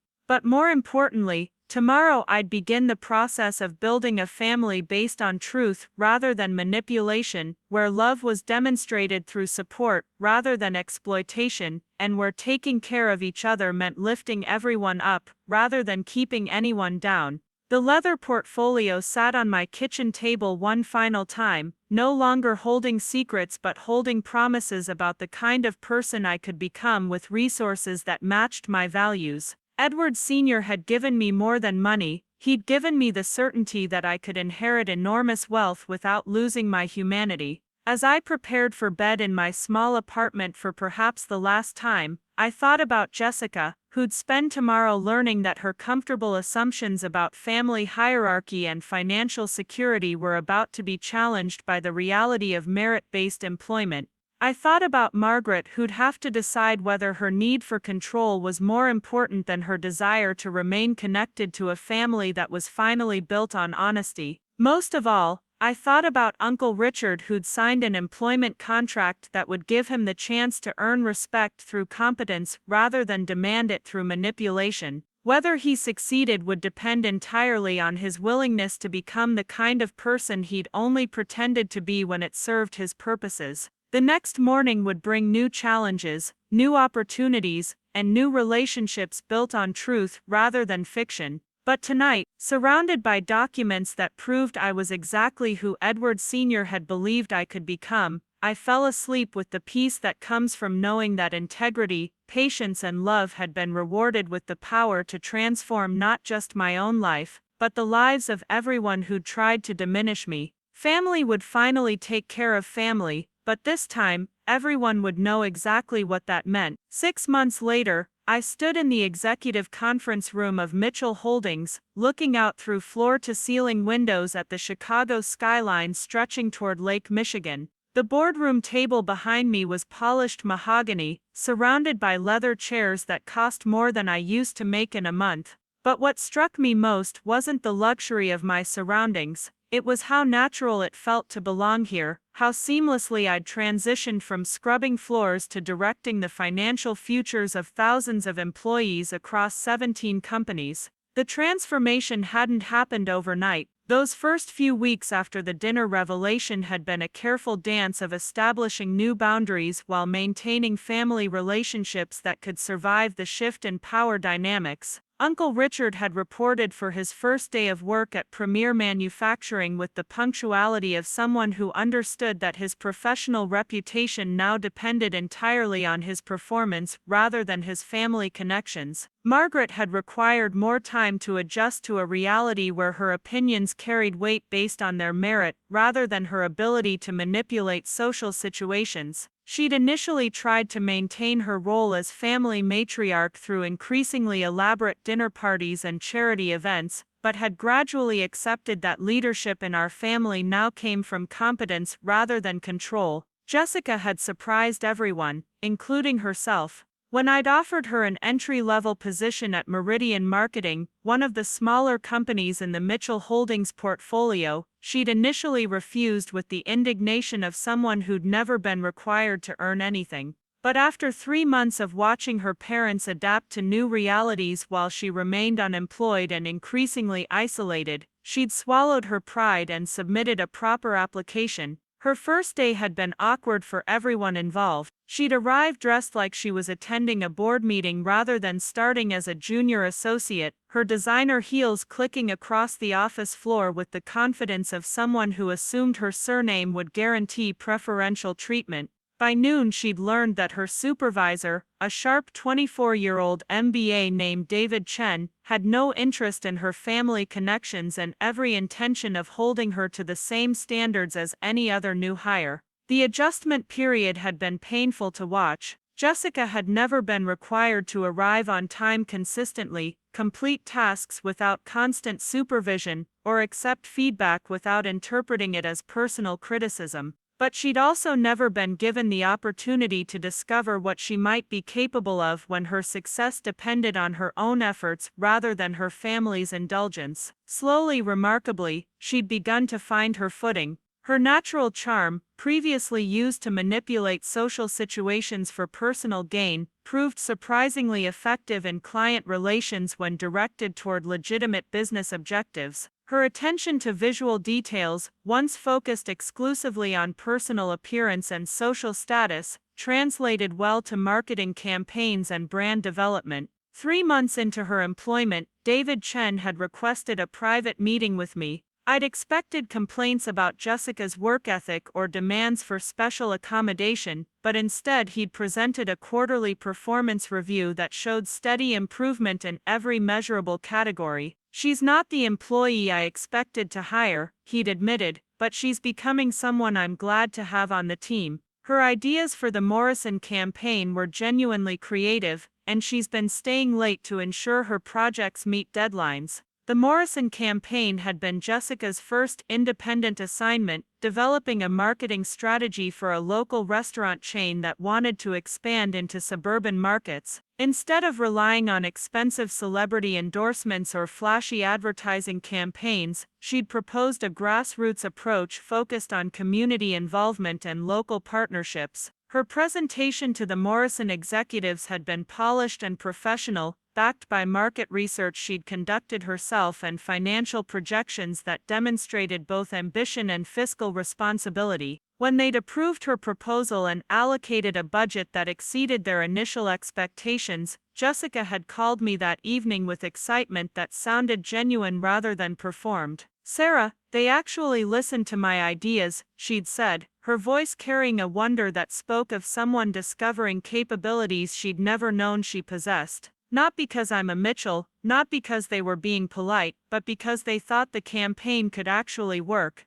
The success of Jessica's marketing strategy had ripple effects throughout the family that none of us had anticipated. Margaret began asking genuine questions about Jessica's work rather than offering empty praise for efforts she didn't understand. Uncle Richard, who'd spent decades dismissing Jessica's interests as frivolous, started requesting her input on customer engagement strategies for his manufacturing projects. Most surprisingly, Jessica herself began seeking out additional responsibilities rather than avoiding them. She'd volunteered to handle social media management for 3 other clients, developed a comprehensive employee training program for new marketing associates, and proposed a profit-sharing initiative that would reward creative innovation with financial incentives. Her transformation from entitled family member to contributing professional hadn't been without setbacks. There had been moments when her old assumptions about privilege and exception had surfaced, leading to conflicts with colleagues who had no patience for behavior they'd seen from previous hires who'd felt entitled to special treatment.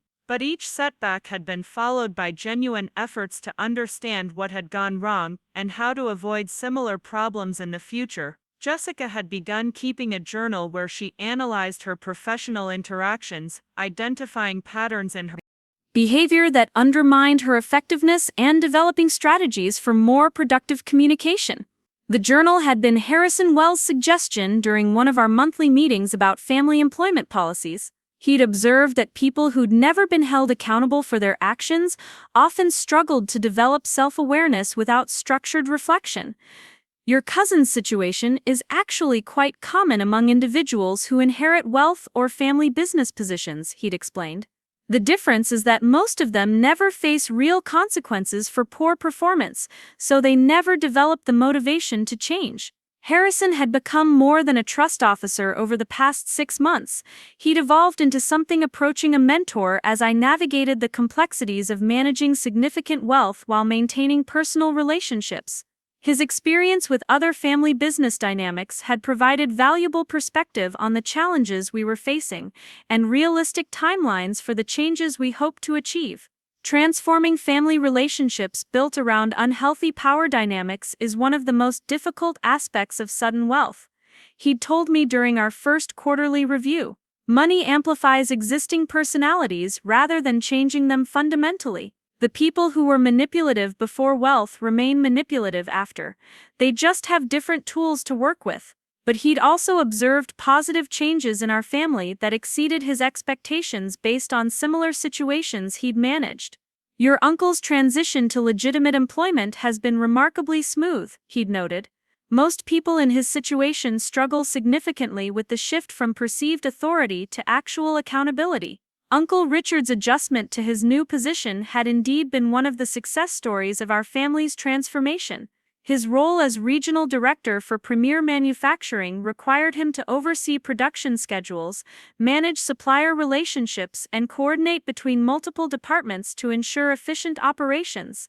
The work demanded skills he'd been pretending to have for years: strategic thinking, personnel management, financial analysis, and problem solving under pressure. But unlike his previous attempts to project business competence through expensive lunches and networking events, his current success was measured by objective metrics that couldn't be manipulated through charm or social connections.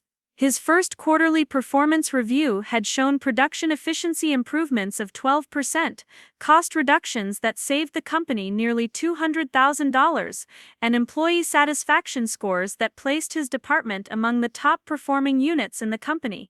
More importantly, his management style had evolved from the authoritarian approach he'd used at home to something more collaborative and respectful.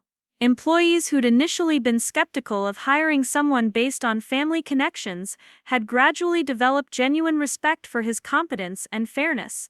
Mr. Mitchell doesn't talk down to people like some of the executives from corporate, one of his supervisors had mentioned during an anonymous feedback survey.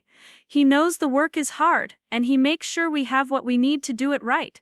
The change in Richard's professional demeanor had carried over into family interactions as well. The condescending tone he'd once used when speaking to me had been replaced by something approaching collegial respect. He'd begun asking for my input on business decisions rather than assuming he knew what was best for everyone involved. Our Sunday family dinners, reinstated at Margaret's insistence but held in restaurants rather than homes to maintain appropriate boundaries, had evolved from performances of family harmony into actual conversations about work, goals, and mutual support. "I never thanked you properly," Richard had said during one of these dinners, his voice carrying the weight of someone who'd spent months processing uncomfortable truths about himself. Not just for the job opportunity, but for handling everything with more grace than I deserved. Margaret had initially resisted these acknowledgments of wrongdoing, maintaining that family relationships shouldn't be reduced to transactional exchanges or formal apologies. But as she'd watched Richard's professional success and Jessica's growing confidence, she'd gradually recognized that accountability had strengthened rather than weakened our family bonds. Her own transformation had been more subtle but equally significant. Without the ability to control family dynamics through financial manipulation or social pressure, she'd been forced to develop actual relationship skills based on empathy, genuine interest in others, and mutual respect.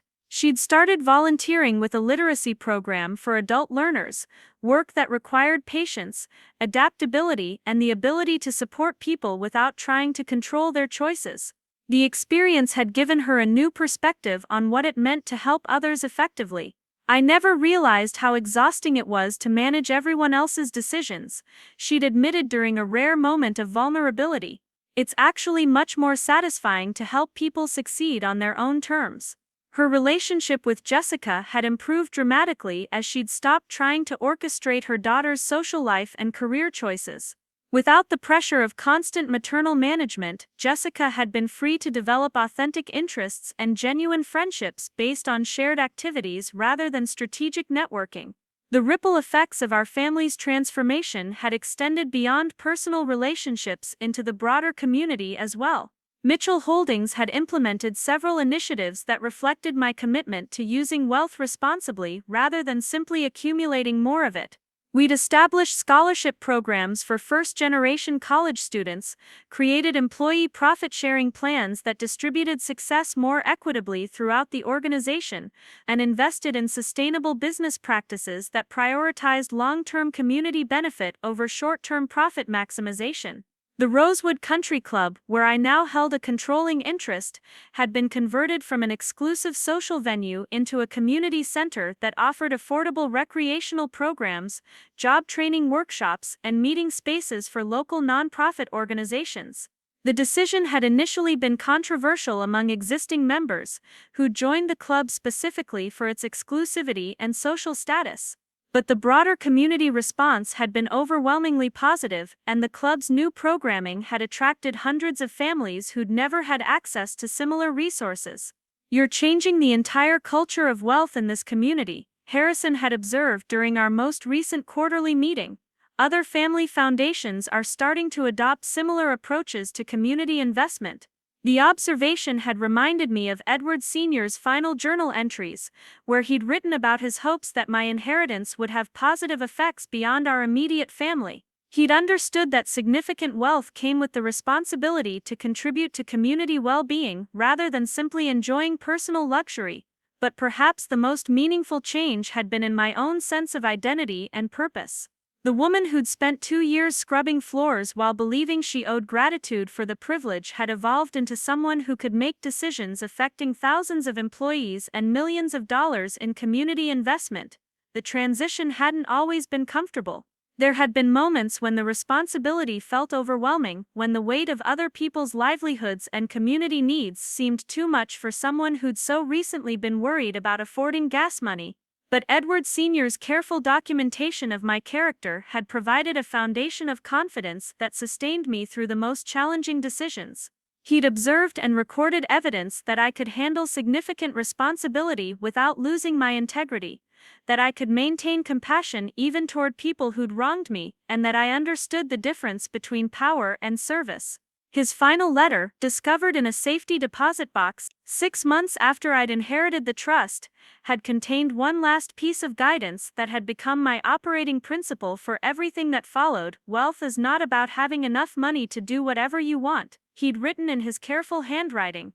"Wealth is about having enough resources to do what needs to be done for the people you care about and the community you're part of. The money is just a tool, your character determines how effectively you can use it."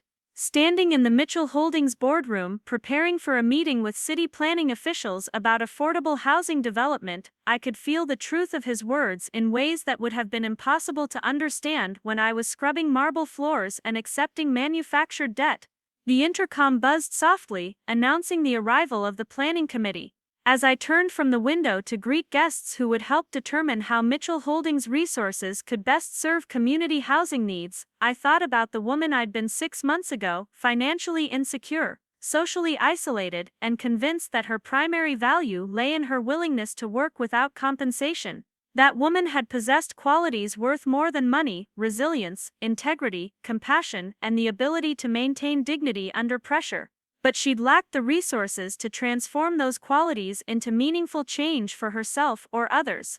The woman I'd become had the same core character, but now had the tools to amplify its effects beyond individual survival into community transformation. The money hadn't changed who I was, it had simply revealed what I'd always been capable of accomplishing when given the opportunity. As the planning officials entered the boardroom, their faces reflecting the respect that comes from working with someone whose resources can create real change, I realized that Edward Sr.'s greatest gift hadn't been the inheritance itself. It had been his faith that I would use it wisely, his documentation of my character during the most difficult period of my life, and his understanding that true wealth lay not in what you owned but in what you contributed. The meeting began with discussions of zoning requirements, construction timelines, and funding mechanisms for affordable housing that would provide safe, decent homes for families currently priced out of the community. But underneath the technical details was a conversation about what kind of community we wanted to build and what responsibilities came with having the resources to build it. 2 years ago, I'd been scrubbing floors and believing I was working off debts that never existed. Today I was planning community developments that would house hundreds of families and create opportunities for economic advancement that hadn't existed before. The transformation wasn't just personal, it was generational. The choices I made today would affect not just my own family, but families I'd never meet, children who would grow up with opportunities their parents had never imagined, and a community that would thrive because resources were invested in people rather than hoarded for individual benefit. As the afternoon sun slanted through the conference room windows, illuminating plans and proposals spread across the mahogany table, I understood that this was what Edward Sr. had been preparing me for, not just the management of wealth, but the recognition that wealth was meaningless unless it was used to create possibilities for others. The woman who'd once believed she owed gratitude for being allowed to work without pay had become someone who understood that true gratitude was measured by what you gave back to the community that made your success possible. 5 years after Harrison Wells first spoke the words that changed my life, I stood in the same studio apartment in Elmwood where I'd once believed I was trapped by circumstances beyond my control. The space looked smaller than I remembered, though nothing about its physical dimensions had changed. What had shifted was my understanding of the difference between choosing simplicity and having simplicity imposed upon you. I'd kept the apartment as a reminder, visiting it monthly to maintain perspective on how dramatically life could transform when truth replaced deception. The furniture remained exactly as I'd left it. The second-hand kitchen table, where I'd first spread out trust documents worth $200 million, the narrow bed where I'd lain awake processing revelations that shattered every assumption I'd held about my family and my place within it. Today's visit wasn't about nostalgia or symbolic reflection. I was here to meet Elena Rodriguez, a 26-year-old woman whose story had reached me through the Mitchell Foundation's Family Crisis Intervention Program. Like me 5 years earlier, she'd been living in manufactured poverty while family members controlled assets that rightfully belonged to her, using financial manipulation to maintain power over someone they claimed to love. Elena arrived precisely on time, her posture rigid with the defensive wariness of someone who'd learned not to trust unexpected kindness. She wore clothes that had been chosen for durability rather than appearance, and carried herself with the careful economy of movement that comes from years of making everything last longer than it was designed to. "Miss Mitchell," she said, her voice carrying the formal politeness of someone who'd been trained to defer to people she perceived as having authority over her circumstances. "And thank you for agreeing to meet here instead of my office. I thought this space might feel less intimidating than a corporate boardroom." She glanced around the apartment with curiosity mixed with confusion. "I have to admit, when your assistant called, I expected something more formal. This looks like the kind of place I'd live in." "It is the kind of place you'd live in," I agreed, gesturing toward the small table where I'd set out coffee and pastries from a local bakery. "I lived here for 2 years while my family convinced me I was too poor and incompetent to afford anything better." Elena's expression shifted from polite attention to genuine interest. "Your family convinced you that you were poor?" "My family convinced me that I owed them money I'd never borrowed, that I was a burden they were generously supporting, and that working without pay was a reasonable way to demonstrate gratitude for their sacrifice." I poured coffee into mismatched mugs, the same ones I'd used when calculating whether I could afford grocery money after paying fabricated debts. It took a bank officer's revelation about a trust fund to help me understand that poverty can be a performance designed to control someone who actually has significant resources. Elena accepted the coffee with hands that trembled slightly, not from nervousness but from recognition. They told me my grandmother's estate was complicated by tax problems and legal disputes, that I should be grateful they were handling everything while I figured out my life after college. How long have they been handling everything? 3 years. I've been working at their restaurant, supposedly paying down the debt from probate complications and estate taxes. They keep saying we're almost finished with the legal problems, but somehow the amount I owe keeps growing instead of shrinking. The familiar pattern made my chest tighten with remembered frustration. Elena's situation differed in details but followed the same template of manufactured crisis, fake generosity, and systematic exploitation that had defined my own experience.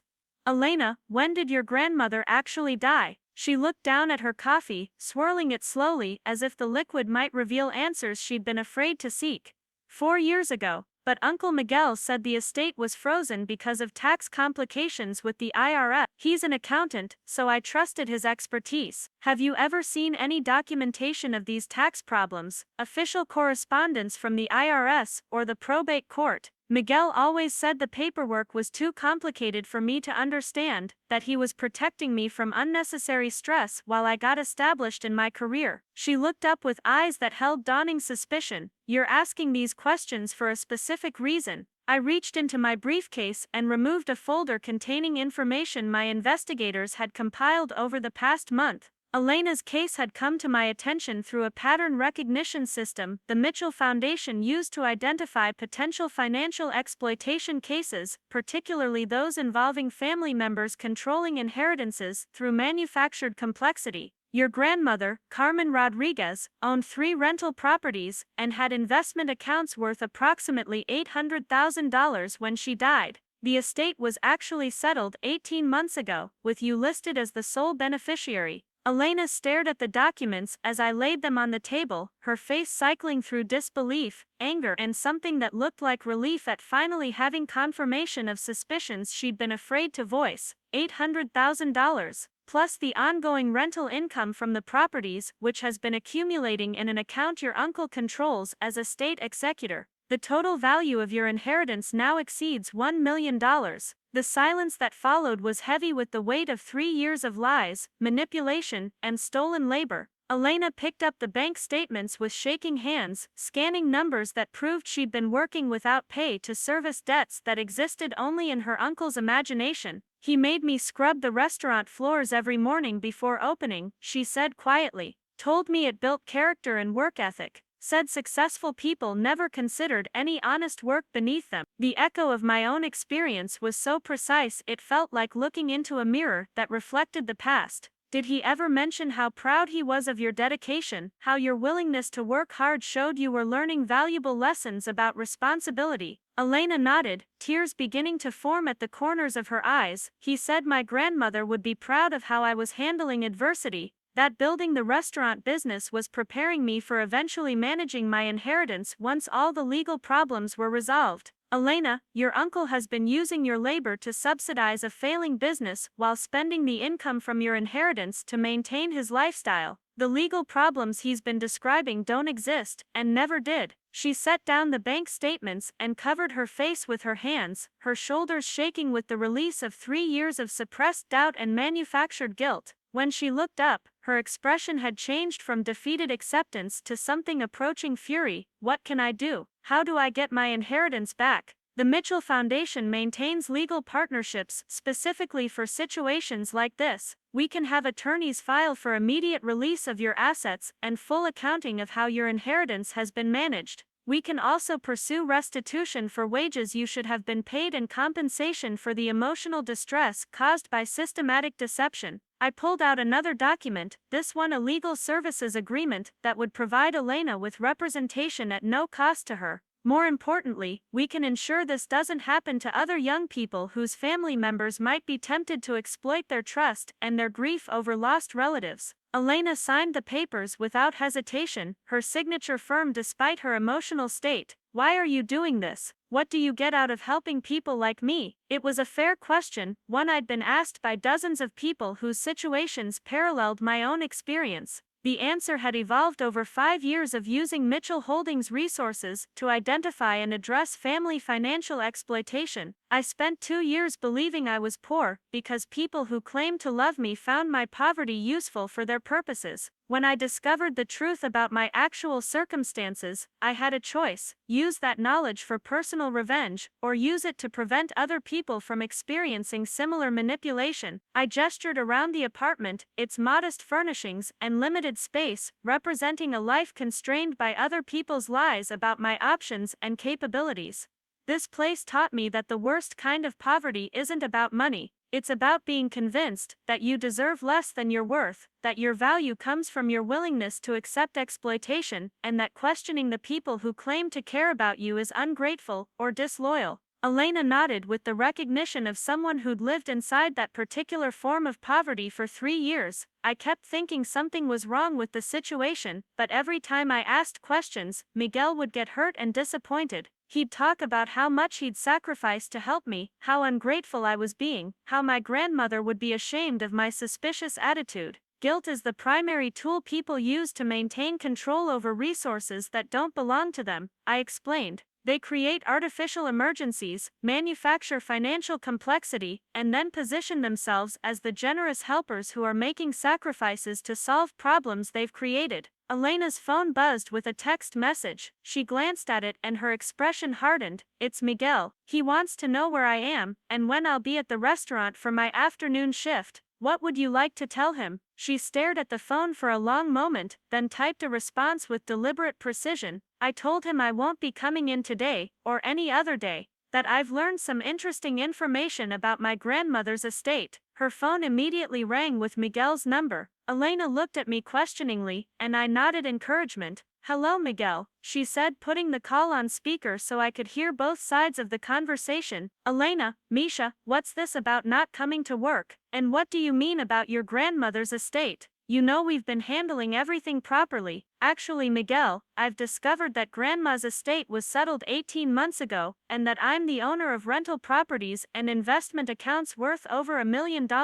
The silence on Miguel's end lasted long enough for Elena to check whether the call had disconnected. When he spoke again, his tone had shifted from casual family warmth to something more defensive. Elena, I don't know who's been filling your head with misinformation, but estate matters are very complex. You can't just believe whatever someone tells you without understanding the full legal context. The full legal context from the probate court records, you mean, or the bank statements showing rental income being deposited into accounts you control. Another pause, shorter this time but more telling. Miguel was realizing that Elena had access to actual documentation rather than vague suspicions. Misha, if you've been talking to lawyers or financial advisors without consulting me first, they might be trying to take advantage of your inexperience. These people charge enormous fees and don't care about family relationships. Elena looked at me and rolled her eyes. Miguel, the people I've been talking to aren't charging me anything. They're helping me understand that the family relationships you're concerned about seem to involve me working without pay, while you spend money that belongs to me.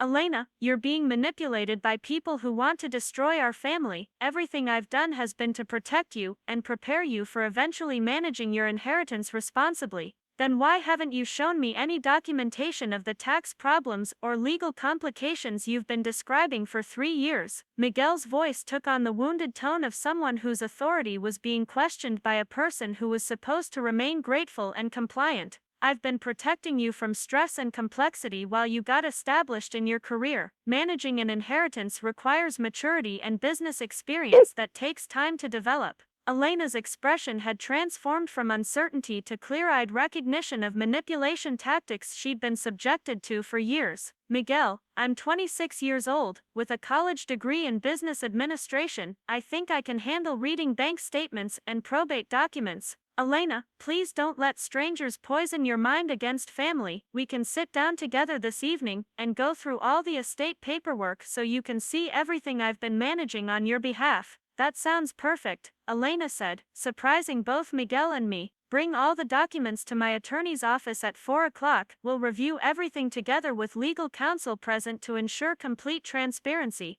The call ended abruptly as Miguel realized that Elena was no longer the compliant young woman who'd accepted his explanations without question for 3 years. Elena set down her phone and looked at me with something approaching amazement. That felt incredible. I've never challenged him directly about anything. How does it feel now? Terrifying and liberating at the same time, like I've been holding my breath for 3 years, and finally remembered how to exhale. We spent the next 2 hours going through Elena's legal options, discussing strategies for reclaiming her inheritance, and preparing her for the family confrontations that would inevitably follow. By the time she left the apartment, she carried herself differently, with the posture of someone who understood her actual worth, rather than the fictional value others had assigned to keep her manageable. That evening, I drove to the house I'd purchased in Lincoln Park, a restored Victorian that reflected my actual financial situation rather than the poverty my family had convinced me to accept. But before going inside, I took a detour through Oakbrook Heights, past the Mitchell estate where I'd once spent mornings scrubbing marble floors while believing I was working off legitimate debts. The house looked smaller than I remembered, its grandeur diminished by the knowledge that it was mortgaged beyond its value and maintained through credit rather than actual wealth. Uncle Richard's Mercedes was in the driveway, but it would be repossessed next month, when his debt consolidation plan finally collapsed under the weight of accumulated lies. Richard himself had thrived in his legitimate employment at Premier Manufacturing, earning genuine respect and a comfortable salary through competence, rather than manipulation. But Margaret had struggled to adapt to a reality where her social status depended on her husband's actual income rather than fabricated family wealth.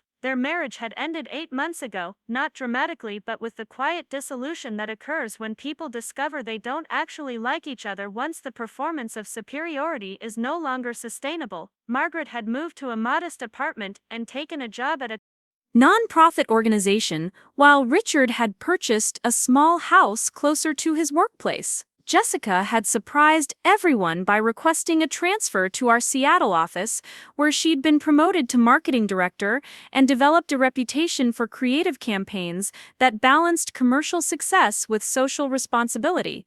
Distance from family expectations had allowed her to become someone she'd never had the opportunity to be while living up to other people's definitions of her potential.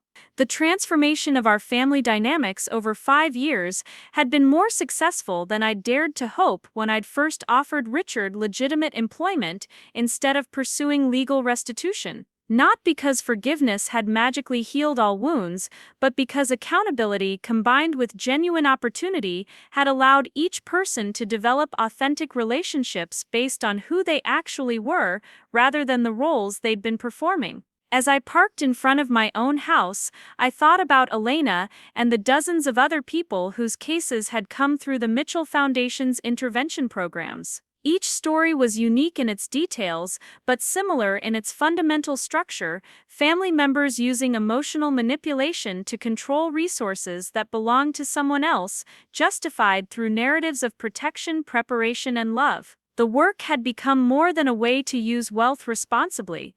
It had become a calling that gave meaning to everything I'd experienced during those 2 years of manufactured poverty. Every floor I'd scrubbed, every fabricated debt I'd accepted, every moment of imposed humiliation had prepared me to recognize similar patterns in other people's lives and provide them with resources to reclaim their autonomy. Inside my house, I found a handwritten letter waiting on my desk. The return address showed Elena's name, though she'd only left my apartment 6 hours earlier. "Dear Sarah," the letter began, "I wanted to write this while the feeling was still fresh, before I got used to knowing the truth about my situation. This afternoon was the first time in 3 years that I felt like myself again. Not the grateful niece who should be happy with whatever scraps of respect her family offered, but the person my grandmother raised me to be, someone who deserves honesty, dignity, and the opportunity to make my own choices about my future. I know tomorrow will bring difficult conversations with Miguel and the rest of my family.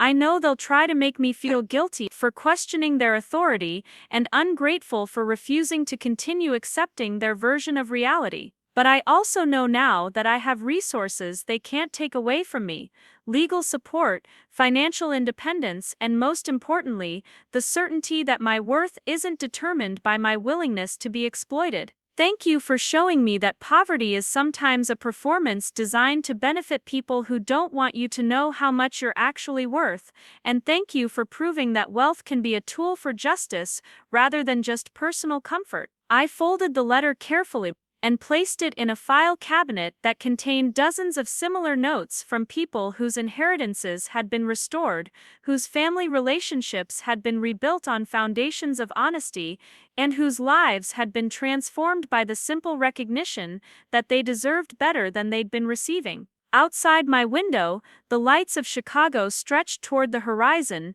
each one representing someone with their own story of struggle, triumph, and the complex negotiations required to build authentic relationships in a world where money amplified every human strength and weakness. Tomorrow would bring new cases, new opportunities to identify financial exploitation, and new chances to prove that inherited wealth could be used to create possibilities for others rather than simply accumulate more advantages for those who already had them. But tonight, I sat in a house I'd chosen rather than one imposed upon me by other people's lies about my circumstances, surrounded by evidence that transformation was possible when truth replaced deception, and justice, balanced with compassion, created space for everyone to become who they were meant to be. The woman who'd once scrubbed floors while believing she was poor had become someone who understood that true wealth lay not in what you owned, but in what you made possible for others. It had taken 5 years to fully comprehend Edward Sr.'s final lesson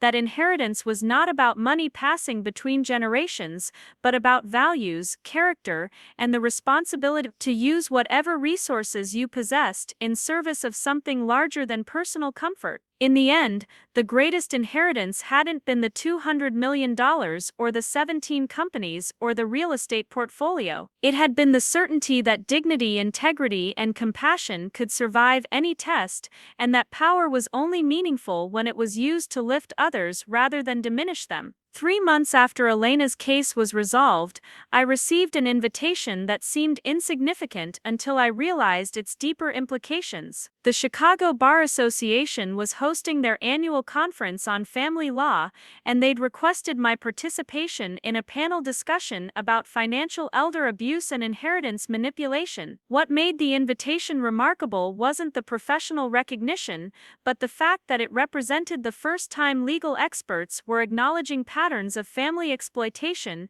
as a systematic issue requiring institutional response rather than individual solutions. The conference was held at the Palmer House, a grand hotel that spoke of old Chicago money and established legal traditions. As I walked through the marble-floored lobby toward the conference rooms, I couldn't help but think about how many mornings I'd spent scrubbing similar floors while believing I was earning my place in a family that was systematically robbing me. The panel discussion was scheduled for the main ballroom, and as I entered, I was surprised by the size of the audience. Nearly 300 attorneys, social workers, and financial professionals had gathered to discuss what the conference organizers had labeled emerging patterns in family financial exploitation. The fact that they considered these patterns emerging rather than long-standing suggested how recently the legal community had begun recognizing the scope of the problem. My fellow panelists included Dr. Maria Santos, a clinical psychologist who specialized in family trauma, Judge Patricia Williams, who oversaw probate court in Cook County, and Detective James Morrison from the Chicago Police Department's Financial Crimes Unit. Each brought a different perspective on how family members used emotional manipulation to control resources belonging to relatives they claimed to protect. Judge Williams opened the discussion by presenting statistics that painted a troubling picture of inheritance disputes in her courtroom. Over the past 5 years, we've seen a 47% increase in cases where family members challenge the mental capacity of inheritance recipients, she explained to the attentive audience. But what's more concerning is the pattern of financial control that typically precedes these legal challenges. She described scenarios that had become familiar through the Mitchell Foundation's intervention work: elderly relatives whose assets were gradually transferred to family members under the guise of estate planning, young adults whose inheritances were held in perpetual trusts managed by relatives who benefited from the delay, and grieving family members who were convinced that legitimate inheritances were actually debts they needed to work off. The sophistication of these schemes has increased dramatically, Judge Williams continued. We're seeing fabricated legal documents, manufactured emergencies that require immediate financial response, and systematic campaigns to undermine the confidence and decision-making capacity of people who have legitimate claims to family assets. Dr. Santos followed with an analysis of the psychological tactics used to maintain control over exploitation victims. Her research had identified specific patterns of emotional manipulation that kept intelligent, capable people trapped in situations where they provided unpaid labor while believing they were fulfilling family obligations. The most effective exploitation relies on the victim's own moral values, she explained. People who are naturally generous,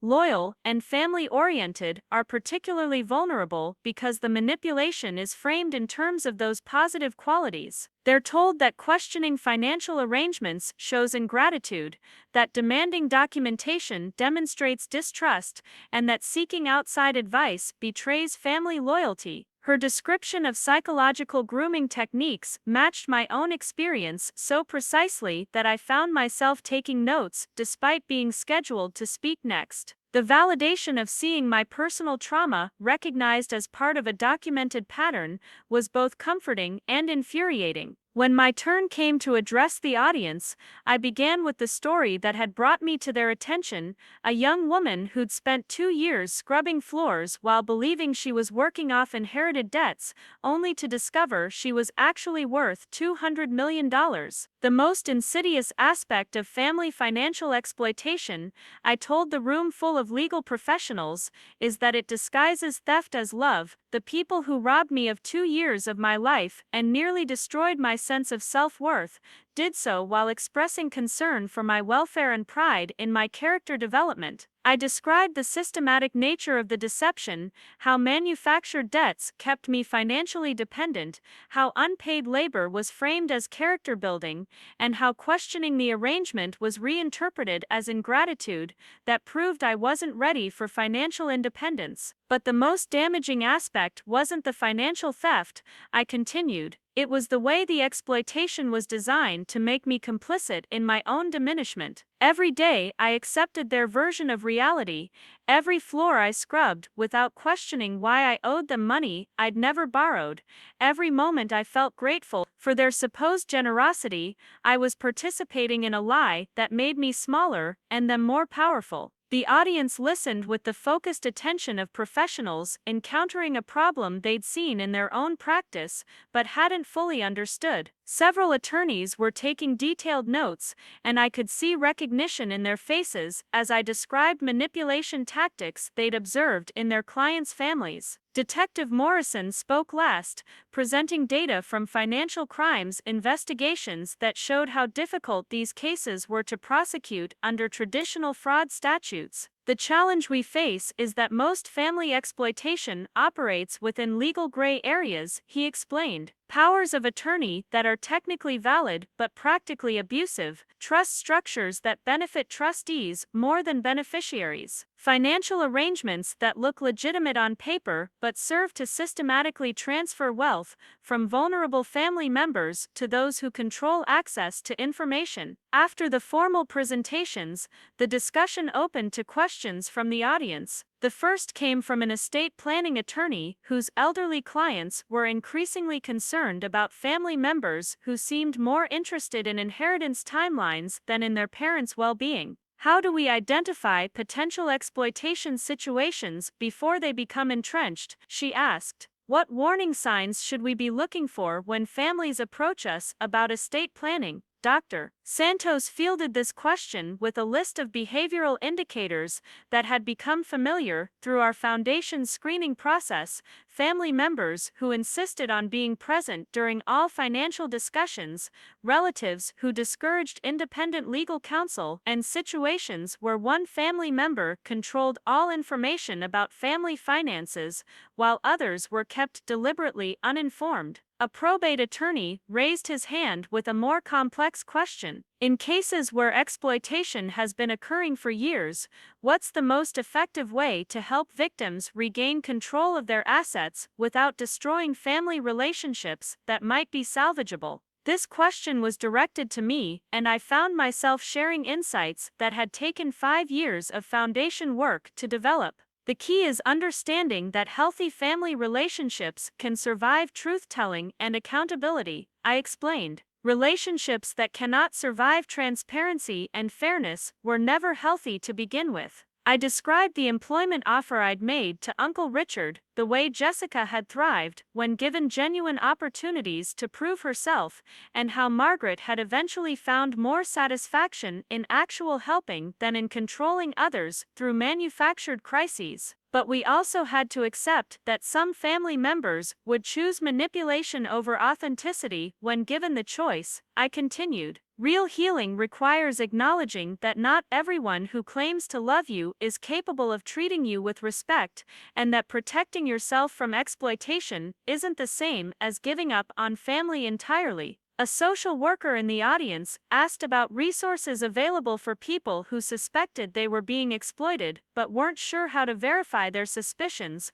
or obtain help without triggering family retaliation. This question allowed me to discuss the expansion of Mitchell Foundation services over the past 3 years. We'd established a confidential hotline staffed by financial counselors and family therapists, created partnerships with legal aid societies to provide free consultation for suspected exploitation cases, and developed educational programs to help people recognize manipulation tactics before they became completely trapped by them. The most important thing we've learned is that isolation is the exploitation's best friend, I explained. Family manipulators work very hard to convince their victims that outside perspectives are dangerous, that seeking help shows disloyalty, and that questioning family financial arrangements will destroy relationships that should be preserved at any cost. I shared Elena's story, how 3 years of manufactured debt and imposed poverty had been maintained through her uncle's insistence that estate matters were too complicated for her to understand, and that involving outsiders would create unnecessary conflict in the family. Elena's transformation began the moment she realized she had the right to understand her own financial situation. I told the audience, not permission from family members, not approval from people who claimed to know what was best for her, but the basic human right to accurate information about resources that belonged to her. The discussion continued for over an hour, with attorneys sharing cases from their own practices that followed similar patterns of family financial control disguised as protection or preparation. A state litigation specialist described a case where 7 adult children had been convinced their mother's assets were held in a complex trust that required unanimous family agreement for any distributions, only to discover that 2 siblings were systematically looting accounts while the others provided unpaid elder care. A family court judge shared a case where a young man with developmental disabilities had been working without pay at his brother's construction company for 6 years, told that he was learning job skills that would eventually qualify him for profit sharing, while his brother used his Social Security benefits to fund business expenses. Each story reinforced the same themes: vulnerable family members being convinced that exploitation was education, that unpaid labor was character development, and that questioning financial arrangements demonstrated ingratitude that proved they weren't ready for independence or respect. As the panel discussion concluded, I was approached by several attorneys who wanted to discuss specific cases they were handling, but the conversation that stayed with me was with a young social worker named David Kim, who worked with aging services in suburban Cook County. I see this pattern constantly, he told me as we walked toward the hotel lobby. Adult children who move in with elderly parents to help with expenses, but somehow the parents' savings disappear while the children's lifestyles improve. Grandparents who sign over property to pay for grandchildren's education, but the kids never go to college, and the families can't explain where the money went. He paused in the lobby, his expression reflecting the frustration of someone who recognized a problem but lacked tools to address it effectively. The worst part is that the victims often defend the people who are robbing them. They've been convinced that family loyalty means accepting whatever explanation they're given, even when the numbers don't add up and their living conditions keep getting worse. David's observation captured something essential about family financial exploitation that legal remedies alone couldn't address: the psychological component that made victims complicit in their own diminishment. People like Elena and me didn't just lose money, we lost our sense of our own judgment, our confidence in our ability to understand our circumstances, and our belief that we deserved accurate information about our own lives. That's exactly why the Mitchell Foundation focuses as much on psychological recovery as financial restitution, I explained. Getting someone's money back is only half the solution if they still believe they don't deserve to have control over their own resources. Over the following months, the conference discussion led to several concrete developments that extended the foundation's impact beyond individual case intervention. The Illinois State Bar Association formed a task force on family financial exploitation, developing training materials to help attorneys recognize warning signs and intervention strategies. Judge Williams worked with the probate court system to establish new protocols for cases where family members challenged inheritance recipients' mental capacity, requiring independent psychological evaluation rather than relying solely on family member testimony about alleged incompetence. Detective Morrison's unit partnered with Adult Protective Services to create an investigation protocol specifically designed for family exploitation cases, recognizing that traditional fraud investigation techniques were often inadequate for situations where victims had been psychologically conditioned to defend their exploiters. But perhaps most significantly, 3 law schools in the Chicago area added family financial exploitation to their elder law and family practice curricula, ensuring that future attorneys would graduate with awareness of manipulation patterns that previous generations had dismissed as family disputes or complex estate matters.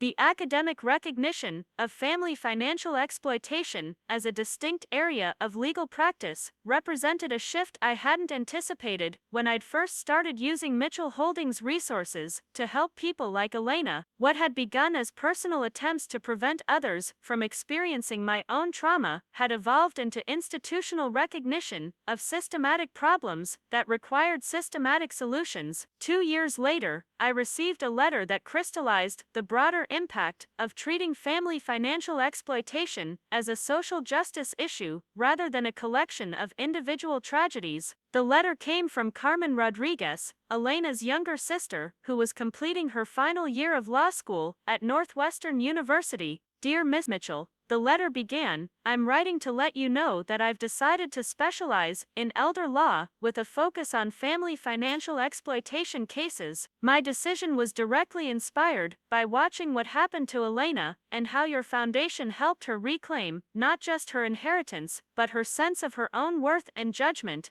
Carmen described how Elena's case had revealed exploitation patterns throughout their extended family that had been normalized as traditional caregiving arrangements. Elderly relatives who'd signed over property to pay for care that was never provided, adult children who controlled their parents' finances while claiming to protect them from their own poor judgment, and systematic isolation of family members who asked questions about financial arrangements that benefited everyone except the people whose assets were being managed. Elena's transformation showed me that what I'd been taught to see as family loyalty was actually a system designed to prevent certain people from understanding their own circumstances. Carmen wrote, "The Foundation's intervention didn't just help one person, it revealed a pattern of exploitation that affected multiple generations of our family." She described her law school thesis project, which analyzed family financial exploitation cases across 3 counties and identified common factors that made certain families particularly susceptible to internal wealth theft, recent immigration status that created reliance on family members for navigating financial systems, cultural traditions that prioritized family harmony over individual rights, and economic instability that made extended family financial interdependence seem necessary for survival.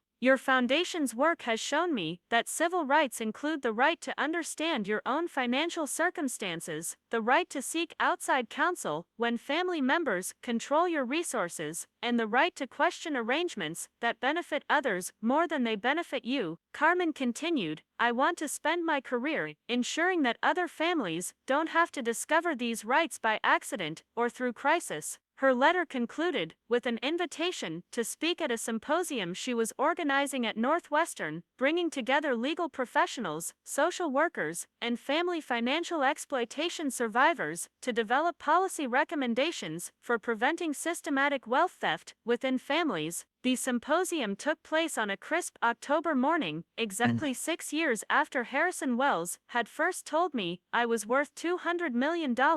The law school auditorium was filled with an audience that reflected the interdisciplinary approach necessary for addressing complex problems that cross traditional professional boundaries. Carmen introduced me as someone who had transformed personal trauma into systematic social change, but as I looked out at the audience, I realized that the transformation had been mutual. The process of helping others had completed my own recovery from the psychological damage of systematic manipulation and given meaning to experiences that could have left me bitter or isolated. 6 years ago, I believed I was poor because people I trusted told me I was poor.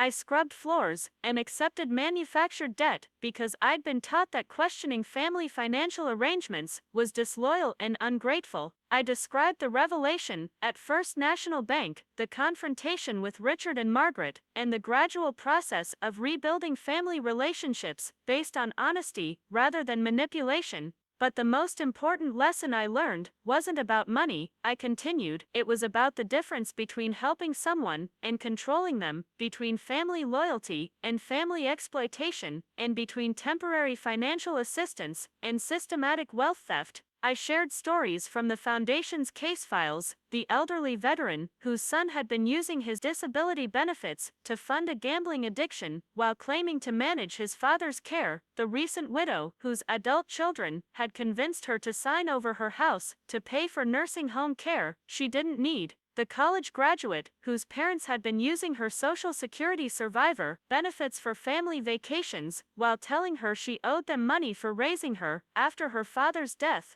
In every case, the exploitation was justified through narratives of protection, preparation, or family responsibility, I explained. The victims were told they were too emotional to make good financial decisions, too inexperienced to manage significant resources, or too selfish to prioritize family needs over individual desires. The audience included several people whose own families had been affected by the patterns I was describing. During the question period, a social work student raised her hand to share her grandmother's story of signing over property to avoid foreclosure, only to discover that the family member who'd warned her about financial danger had been the one creating it by not paying property taxes. "My grandmother felt stupid for not understanding what was happening," the student said. "But your presentation helps me see that she wasn't stupid, she was being deliberately deceived by someone who benefited from her confusion." A law professor asked about policy changes that might prevent family financial exploitation at the institutional level rather than requiring individual recognition and resistance. The most effective prevention would be mandatory financial literacy education that includes recognition of manipulation tactics, I replied. people need to understand not just how to manage money, but how to identify when family members are using emotional manipulation to control their access to their own resources. I described partnerships the foundation had developed with community colleges and senior centers to provide workshops on financial self-advocacy, teaching people how to recognize when helpful family involvement had crossed the line into controlling exploitation. But ultimately, prevention requires cultural change that prioritizes individual autonomy over family harmony. I continued. We need to stop treating family financial arrangements as private matters that shouldn't be questioned, and start recognizing that transparency and accountability are signs of healthy family relationships, not threats to family unity. The symposium concluded with the formation of a working group to develop model legislation for family financial exploitation prevention, recognition, and remediation. The proposed legislation would require documented consent for family members to control other adults' finances, mandate regular accounting for family trustees, and establish legal presumptions that adults have the right to understand and control their own financial circumstances, unless proven otherwise, through independent evaluation. As I left the law school that evening, I realized that the woman who had once scrubbed floors while believing she was paying off inherited debt had become someone whose personal experience had contributed to systemic changes that would protect thousands of people from similar exploitation. The Mitchell Foundation's work had expanded beyond individual case intervention to include policy advocacy, professional education, and institutional reform that addressed family financial exploitation as a civil rights issue rather than a collection of unfortunate family disputes. But more importantly, the foundation had created a model for how inherited wealth could be used not just for charitable giving, but for systematic social change that addressed the root causes of problems, rather than just their symptoms. Edward Sr.'s greatest gift hadn't been the money itself, but his understanding that wealth was meaningless unless it was used to create possibilities for others. The inheritance he'd left me had been transformed into something larger than personal financial security, a tool for ensuring that other people wouldn't have to discover their own worth by accident or through crisis, but would be empowered to recognize and claim it as their birthright. Up next, you've got two more standout stories right on your screen. If this one hit the mark, you won't want to pass these up. Just click and check them out.